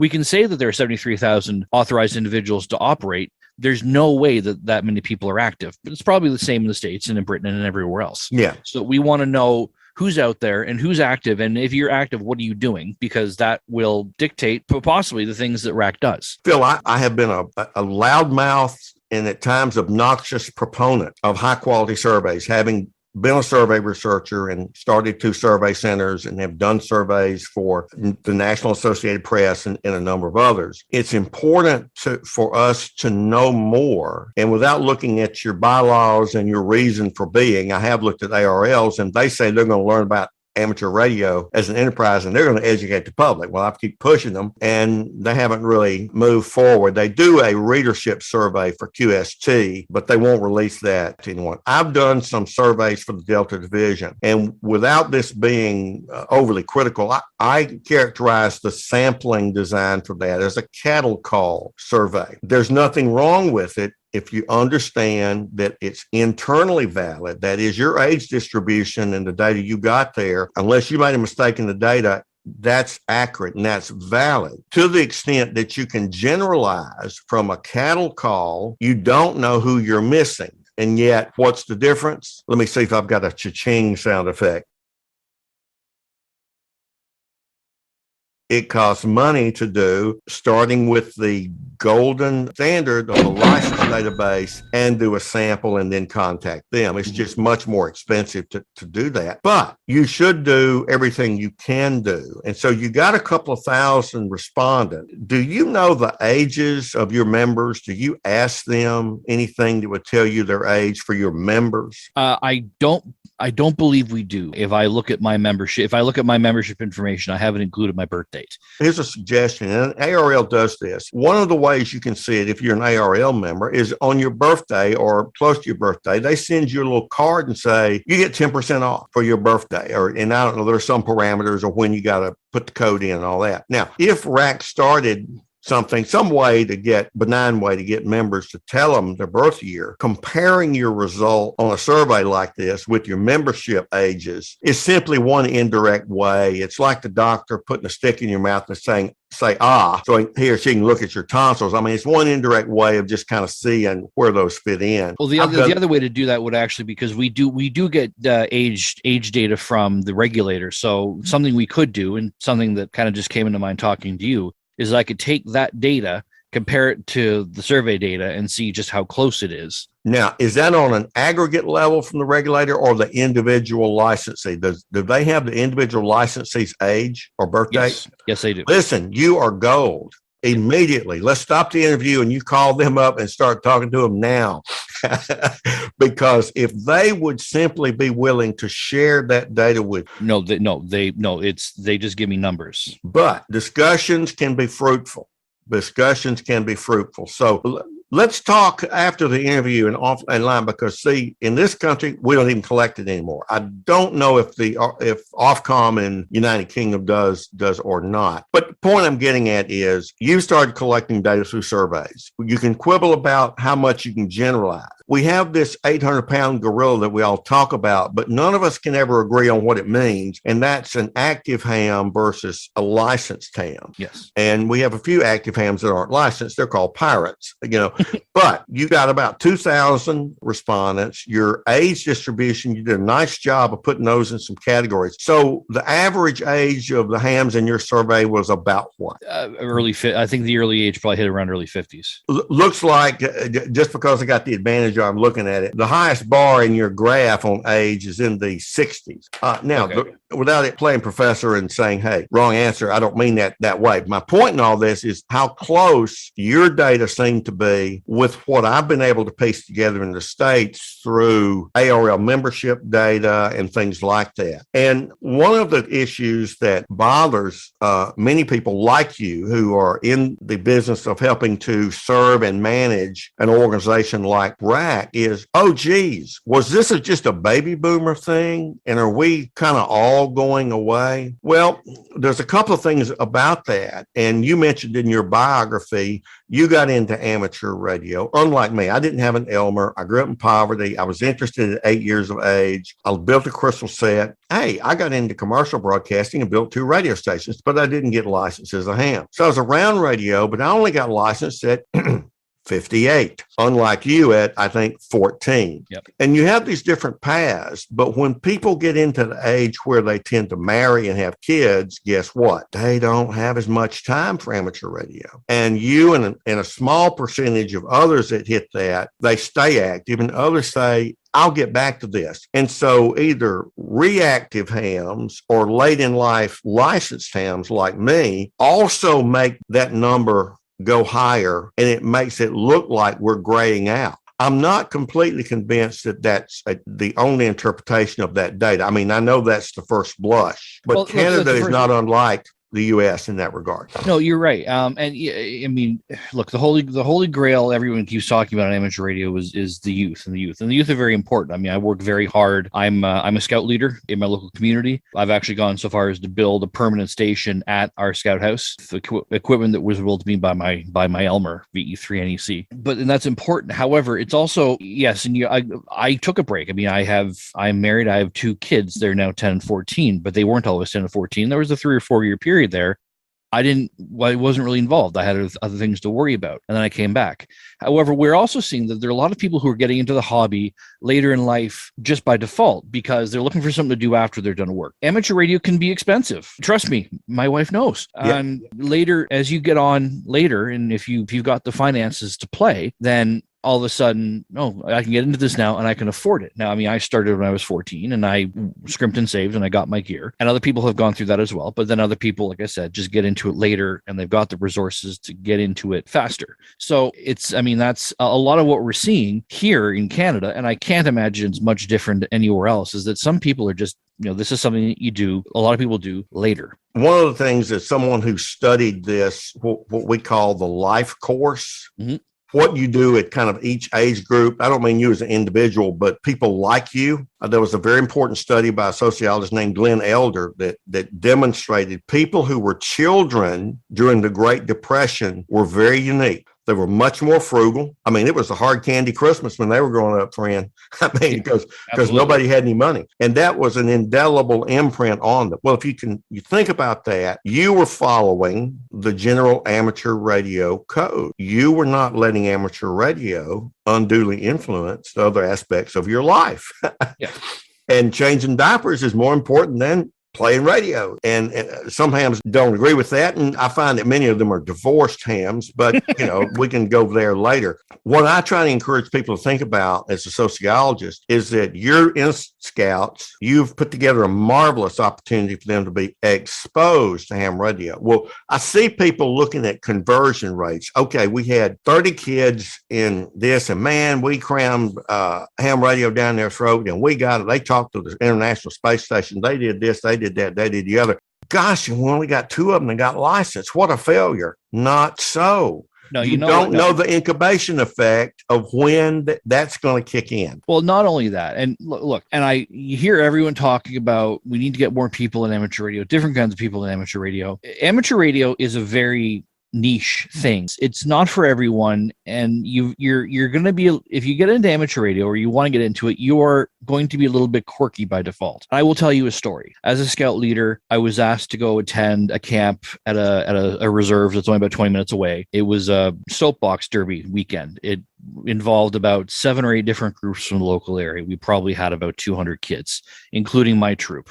And I was asked to, as an activity, to bring my amateur radio gear and to demonstrate amateur radio as kind of a cool down, because it was like 38 degrees Celsius that weekend. So this was somewhere you can go drink water, relax. And so I brought my gear. I've got a big road case with an FT991, an amplifier on top of it. I set up my portable vertical, and I've got my laptop, and I'm showing these kids what amateur radio is, HF, VHF, UHF, digital modes, voice modes, CW, what little I can do. And there were 2 kids out of the entire group who came over to me, and they're looking at this, and their eyes popped and their jaws dropped, and they're like, what is this? And those are the exposures that are important, because most of them couldn't care less. Most are like, yeah, this isn't for me. But those 2 kids I know have gone on to become amateurs and active members of their clubs where they come from. Those are the ones we're looking for. So expose people to amateur radio, and the ones who grab onto it will grab onto it. And then once they grab onto it, hang on to them. And here's what's not known. When they get to empty nest and they go, remember that weird scout leader we had? What was all that stuff? I may check into that. And absolutely. I got $3,000 I can devote to that. So I hear what you're saying. And that's the thing that I try to encourage people to think about is just because you don't get all the kids, young people into it today, you don't know what that exposure is going to do in the long run. I want to segue a little bit to how RAC is organized versus individual hams. I'm just going to ask you blindly, and then I want to kind of poke around with the linkages there. How do you relate to individual hams? They can join RAC. How are you governed in terms of who's what and when, where? Like I said, I'm a low-level flunky for one of our divisions in the U.S. for ARRL. How are you organized in Canada? Okay, well, I'll give you to understand that. I'll give you a quick brief history. One of the reasons that you might find that ARRL kind of overshadows Canada is because at one point Canada was under the auspices of the ARRL. Oh heavens, no! Oh yeah. Was there a revolt, and did you pull away? You didn't come burn down the house at Newington like you did our capital one time, did you? Oh, you know that story? So. There was once the Canadian Radio Relay League.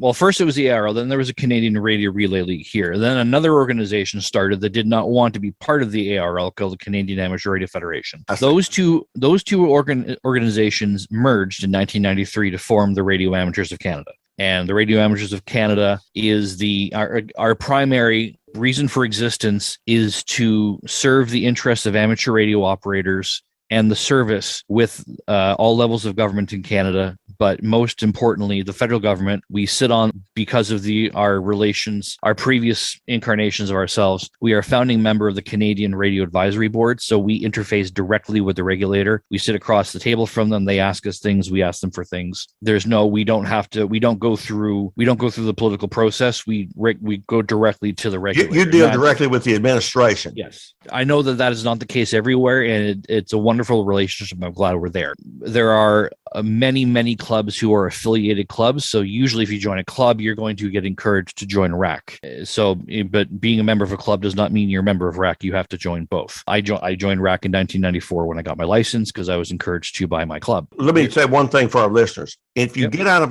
ham radio and you go into other realms, let's just say you're a member of a civic organization called Rotary Club. Yep. That's a local club, but it's kind of not independent of the national and international. So one model is you have a bunch of little X's out here, but they all report to the big X, and the big X tells them how to do their thing. In amateur radio, at least in the U.S. and Canada and in the United Kingdom, it's not that way. You can choose to somehow affiliate. Talk to us about how a local club that's sovereign and independent of RAC per se, how do they relate to RAC? I mean, what's all that about?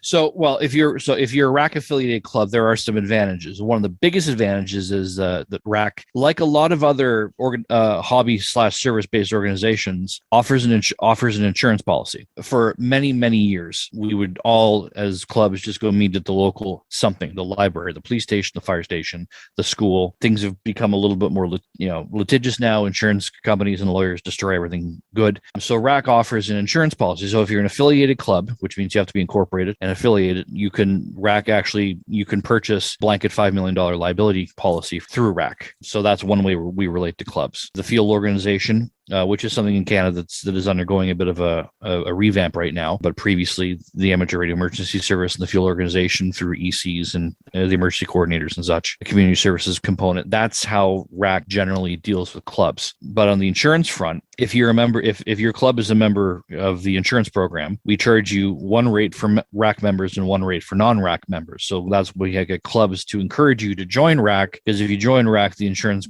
policy for the club is cheaper. So that's one way. RAC is organized in a way very much similar to the ARRL. There are 7 regional directors. Like, for example, there are 2 directors in Ontario because Ontario is the most populous province.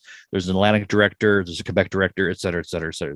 Right. The ARRL kind of reorganizes every so often similarly. Yeah. So the membership elect the directors, and also our directors have, all positions within RAC have a term limit. You can serve no more than 3 consecutive 2-year terms. If you have 3 terms and you're out, you can go do something else in RAC, or you can go try for your position after 2 years, but that's it. So board members are elected by the membership. The executive, for example, myself, are elected by the board of directors. We have a general manager, staff member in Ottawa who manages the office, manages the day-to-day, and then we have a marketing communications director who does a wonderful job of the magazine and all the marketing and communications duties. So you have a brick and mortar location in Ottawa. We do.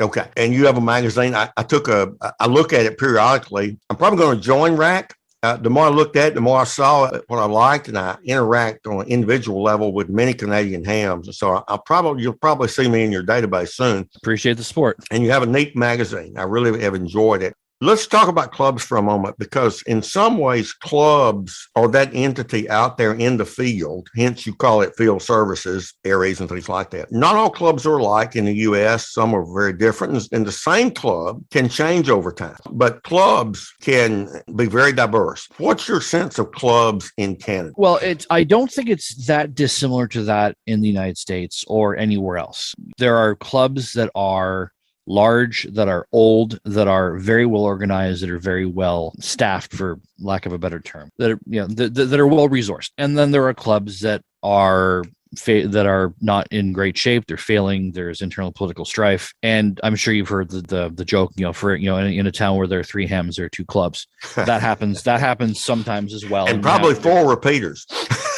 That too. No one talks. So those issues exist. I am just getting a handle on what club life is like outside of Southern Ontario, where I live. Just to give you, so I live about, as the crow flies, 25 miles west of Toronto. I'm 2 area codes away. I live in an amalgamated town of 62,000 people. The little town that's part of my larger town municipality is about 10,000 people. I've lived in this town my entire life. I'm a member of a lot of clubs in this area, and because Southern Ontario is the most populous area of Canada, it represents about 25% of or more of the country's population. This is where most of a lot of the club activity. You're sort of at a center of activity, independent of currently being president. Yes, that's right. I mean, and the thing is, something that everyone tries to remember is that Ontario is in the center of the universe, but just because of the number of people here, this is what I'm exposed to now. Having been on the RAC board for 6 years and now being president, I am being exposed to club life in other parts of the country, and there are some differences, but for the most part, there are a lot of very well established, old, well organized, well resourced organizations, and most of them are supporters of the Radio Amateurs of Canada and what we do, not just because of what we provide them as a club, but because we are the only ones that the government is going to talk to. We are the seat at the table, and not only federally. I've heard stories from the United States about this, and then on and off. I mean, when distracted driving became an issue, the proliferation of smartphones, people texting while driving, a lot of states, and in Canada, the provinces and territories started to pass regulations. Well, that caused a lot of worry up here, because all of us operate mobile. We've been operating mobile a lot longer than we've had cellular technology. So RAC was involved at the regional level, and I was directly involved in this with the province of Ontario and our Ministry of Transportation in working to secure exemptions from that from those regulations and from the legislation. I'm happy to report that from coast to coast to coast at some varying regulations, we are able to operate mobile while driving without having to worry about getting a ticket. We have that ability, and that's due in a large part to the intervention of Radio Amateurs of Canada at the regional and the provincial and territorial level. It's one of the things we do, and clubs see that. Clubs are supportive of that. Yes, there are people out there who have a problem with RAC.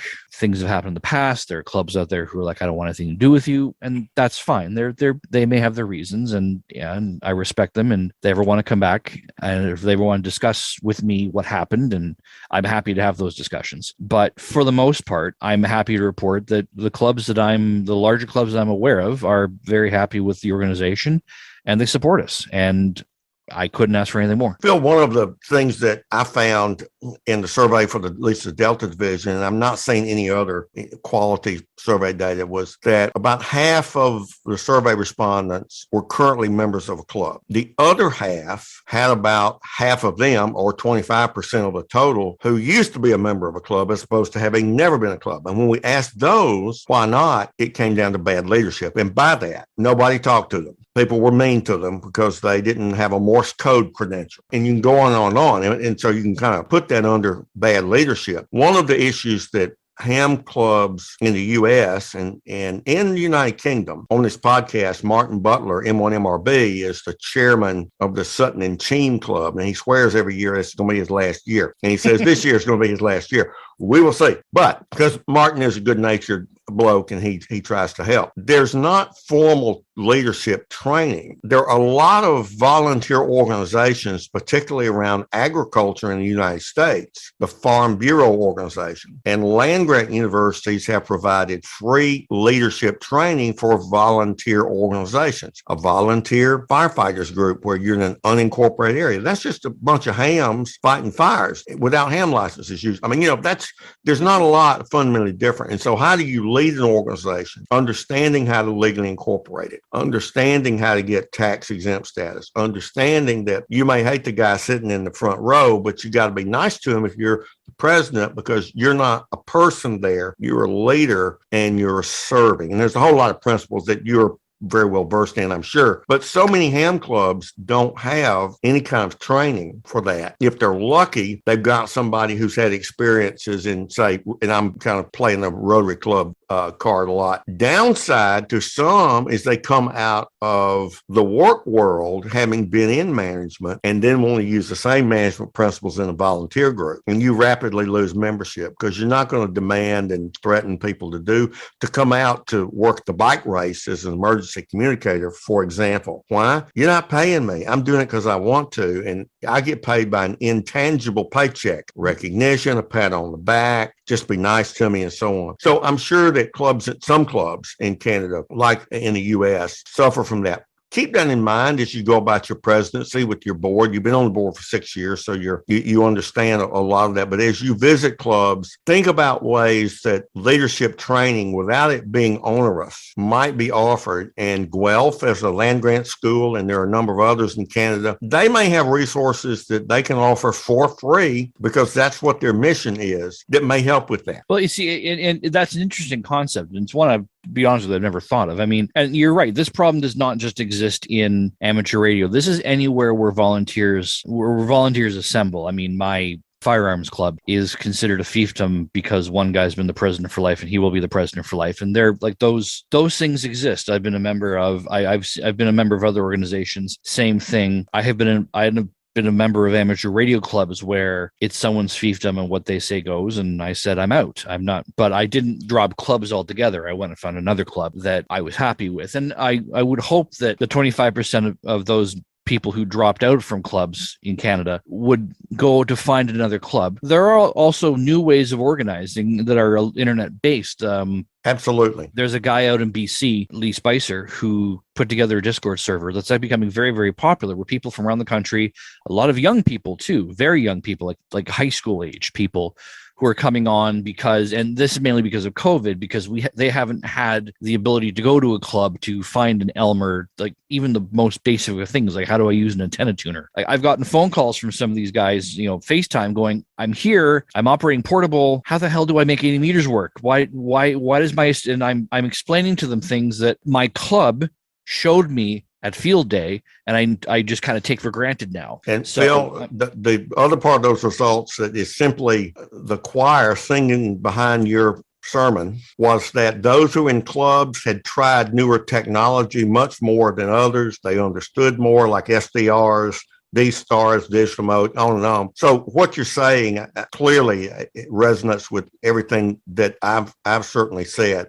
or seen. Let me talk a little bit about that by segueing over into this. You've already said, and clubs can be a part of this because you don't know who is a member of RAC, who is a key instrument for you on a given issue. Yes. If you don't know your membership. And I dare say, and I've poked ARRL in the eye a time or two, because you're paying $300,000 for a consulting firm on K Street, and you've got people who work very directly with the key senators in Congress that can get this done for free. So know your membership and know the talent that can be brought to bear there. You've said that about driving and communicating while mobile, et cetera, having that relationship with your regulator. Let me segue to that for a second. I looked at the 2015 study by Industry Canada about frequency allocations. There didn't seem to be anything jumping out at me that put amateur radio in Canada under the crosshairs for frequency reallocation.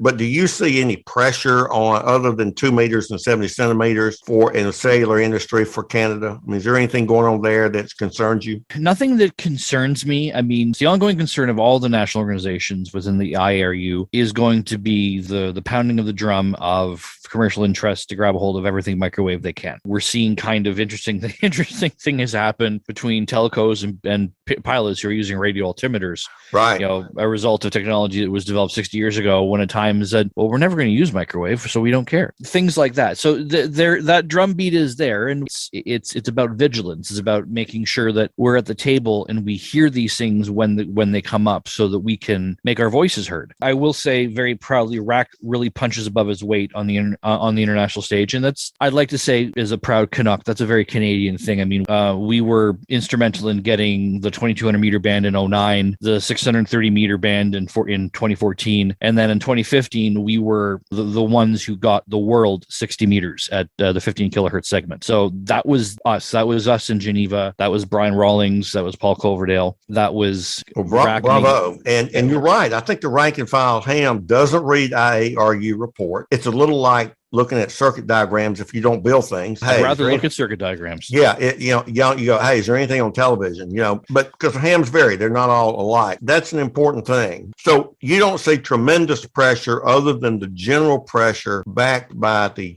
huge revenue streams that the telecom industry can bring to bear on reallocating certain that's generic to everybody, including public service comms that are non-ham radio. Oh, absolutely. Our answer to that is to maintain this wonderful relationship that we have with our federal regulator, to maintain the relationships that our international affairs people have made with the other administrations by going to the World Radio Conference. I mean, just as an aside, RAC maintains something called the Defensive Amateur Radio Fund. We keep it separate in violet. It's outside of our regular finances, and that fund is specifically there to send representatives to the World Radio Conferences in person, sitting at the table. We put our money where our mouth is. So if you donate to DARF, that goes to there, and that is the only thing that fund is there for. It is to defend our spectrum. And that's and you collaborate well as well, because I know I get the ARRL executive stuff. You or your predecessor typically been there to not just glad hand, but to communicate and to kind of get a heads up and things like that. You have a program that is the same name as a program that the ARRL used to have. We changed it. I've been directly involved with that in helping design it and helping get it off the ground. And that's the Official Observer Program. We call it the Volunteer Monitor Program, and it's a little different. It's an MOU with the FCC, and we have a mechanism by which we can, in fact, get forensic data to them because they don't have a staff anymore. But how is your Official Observer Program working in Canada? I can't really give you an answer to that question right now. There are things in part of that program that are in flux right now, going through changes. Jason Tremblay, who's a community services officer for RAC VE3XT, is going through a process of which a lot of that is not necessarily changing, but it's being redefined in a way that's easier to communicate. It's being better organized. Talk to me about that in about 8 months. You bet. Now, is your regulator, just so our listeners can have a sense of that, because I think it's been a much ballyhooed thing. We certainly on the podcast have talked about FCC's staff cuts and, you don't have the enforcement staff. What's the status of that from your regulator in Canada? There have been similar things. I mean, people in trucks. I mean, that's what we think about when we talk about enforcement staff. Yeah. So there are parts of Canada where enforcement is easy and can happen. There are parts of Canada where it just won't happen at all. And it's usually in my area. So I can go put a 1,000-watt FM station up and play my favorite rock and roll music in some parts of Canada, and there ain't a snowball's chance I'm going to get caught or anybody knock on my door. Other parts of Canada, they're going to come and say, give us the radio, it's forfeit to the crown. I hear you. And that's population density relative to government services. Exactly. That's not about radio. That's just the way that is. So you may not have a game warden there either. So in some parts. Oh, there's always a game warden somewhere. Trust me. Well, but you get my point. The service region, can be larger. Now, you seem like a reasonable person. Why in the heck would you ever allow yourself to become president of a national organization? You're not the first person that's asked me that question. And my answer to that is kind of simple. And I mean, someone said on Twitter the other day, just rubbed me the wrong way, and it got me thinking. And the reason is because this is my passion. This has been my passion for the majority of my life. I mean, I got my first CB radio at 9, and I'm 41 now. So we're talking more than 3/4 of my life. This is my thing. And I want this thing to be around for others, because this hobby, this service, this passion has been such an integral part of my life, my personal growth, that I want to make sure that this is around for anyone else who might have the opportunity to go through a similar journey as I have, for it to be as positive a part of their life as it has been for me. I know that I have certain skills that enable me, and I hope will enable me to execute this office well, and that I'll be remembered for doing a good job. And I am one to put my money where my mouth is. If I like something, if I'm passionate about something, then I'm going to do what I can to make sure it's around. And that's why I was a director in Ontario. I became a director at the very beginning to ensure that we would be able to remain operating mobile. And from there, I realized that, at least in this country, and to some extent internationally, RAC is where the buck stops when it comes to the survival, not just the survival, but the growth and the vibrancy of the service in Canada. And I want to be a part of that. One of the statements that I've kind of keep in my head a lot when I'm dealing with groups, particularly volunteer groups, is everybody likes to eat dinner. Very few like to wash dishes.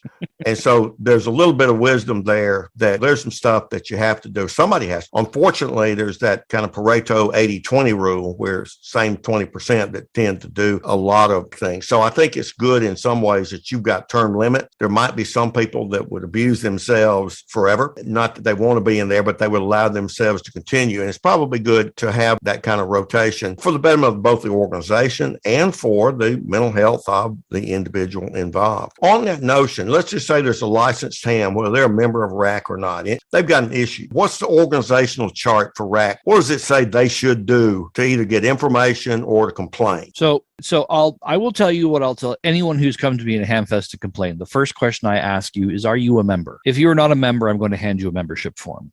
Yes, RAC is there to defend the interest of amateur radio in Canada. Here's a little known fact to anyone out there who doesn't know this. The national organizations pay our IARU dues based on the number of amateurs in the country, not the number of members in the organization. So RAC, ARRL, RSGB, WIA, all of them are paying based on the number of people who are hams. So we're already paying for people who aren't members of RAC. So if you come to me with a complaint, here's your membership form.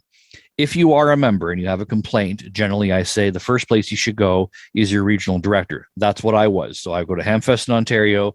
People come to me with various things, jamming complaints. I haven't got my magazine in 3 months. What's going on? I have this great idea. And if you have this great idea, then I'm going to suggest you volunteer and execute it, and I'll help you do it. But that's how you're first, much in the same way that if you have an issue with government, you go to your elected representative. It's the same thing in RAC. If you have an issue with RAC, go to your director. That's what they're there for. And then they will work with the executive, and they'll work with whatever resources that they need to fix that problem for you. And if it needs to get escalated, then it'll get escalated, and it may end up at my desk. And if it ends at my desk, I'll do everything I can to make it go away. Understood. And that's always something that either current members or potential members kind of want to know is, hey, I might just be ignorant about something. Where do I find out? You have a good website. You have a size of scale that from my history of dealing with organizations, computers, and data systems, you can make changes quickly if you choose to. I think that's one of the things the ARRL is struggling with, is how to change their internal infrastructure. They created one of those smart ideas called Logbook of the World. And it's like getting on a bucking bronco. And it was going to be an in-house server over in a room with an air conditioner somewhere, and a billion contacts uploaded later, they're kind of in commercial services. So Yeah. you have to, you can't serve all masters. You can't do everything, but good ideas should be entertained. And it sounds like you have an approach that would certainly entertain them. Let me close with this, Phil. What's your sense of the immediate future for RAC under your presidency and the current board of directors? What are some things that you see that needs to happen and that you and your board are going to get after and try to make happen? It's a really good question. It would be nice to grow the membership. It would be nice to bring more people into the RAC family, people who have recently gotten their amateur radio license. What I will say to them is, if you got your license and you've got your 1 year complimentary membership, that you like amateur radio and this is going to be something that you're going to stick with, then join RAC and stick with RAC, because we're the ones they're going to ensure that it sticks around. Issues going forward, there's nothing pressing. One of my goals has always been to get more youth into the hobby. Like I said at the beginning, it is not the be all and end all. If there are more people in midlife who are joining than youth, that is not the end of the hobby. But the goal should always be to get people exposed to it at an early as an age as possible. There are certain things that are happening in Canada on a regional and at a national level that are working to that. RAC has a youth opportunities fund. We have several $1,000s to give away this year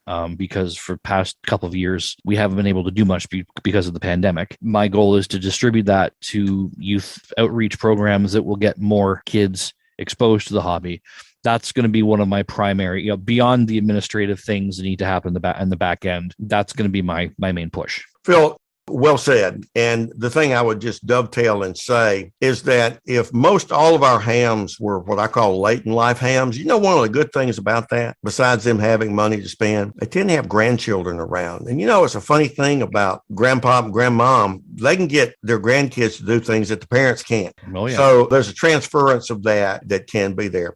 Phil, I want to thank you for joining me here today. We've had, from my end, a marvelous conversation. The time's kind of flown by. I'm sure we could talk about a lot of other things. But I want our listeners to know that Phil McBride, VA3QR, the newly installed president of RAC, is one of us. I have the advantage point of being on a Zoom call, and I can see his shack. He's got the same kind of stuff that we've got. He's a practicing ham. Sometimes we don't always have elected people who are doers as well as folks who are charged with executing things to serve us. We've had Phil McBride, president of RAC, here today. And Phil, I want to say 7-3, and thank you for joining me. Thanks for having me, and it was a great time. Hope we'll do it again sometime. That's it for this episode.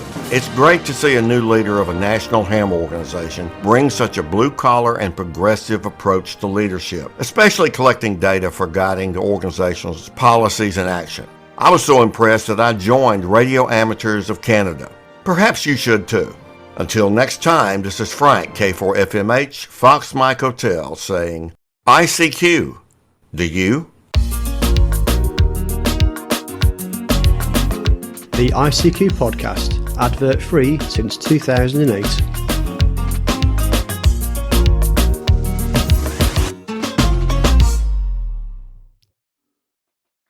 Well, many thanks there to our friend and colleague Frank Howell, Kilo 4 Foxtrot Mike Hotel, for his interview with Phil McBride there, Victor Alpha 3 Quebec Romeo, the new ARC president.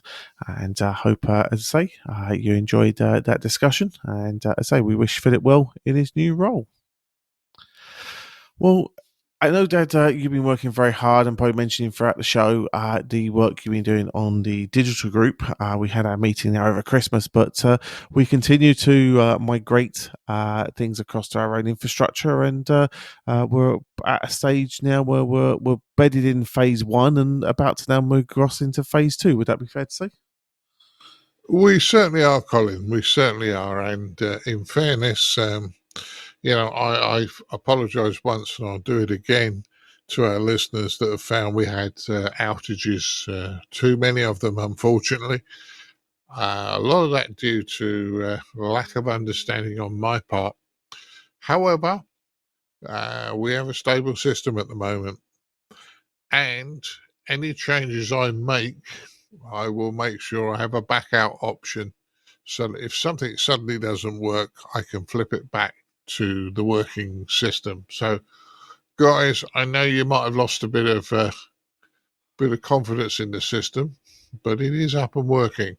One thing I will say though is, if you haven't set your MMDVM board up correctly, and if you're getting a lot of bit error rate losses and packet losses, that might be the reason why you're not getting into the system.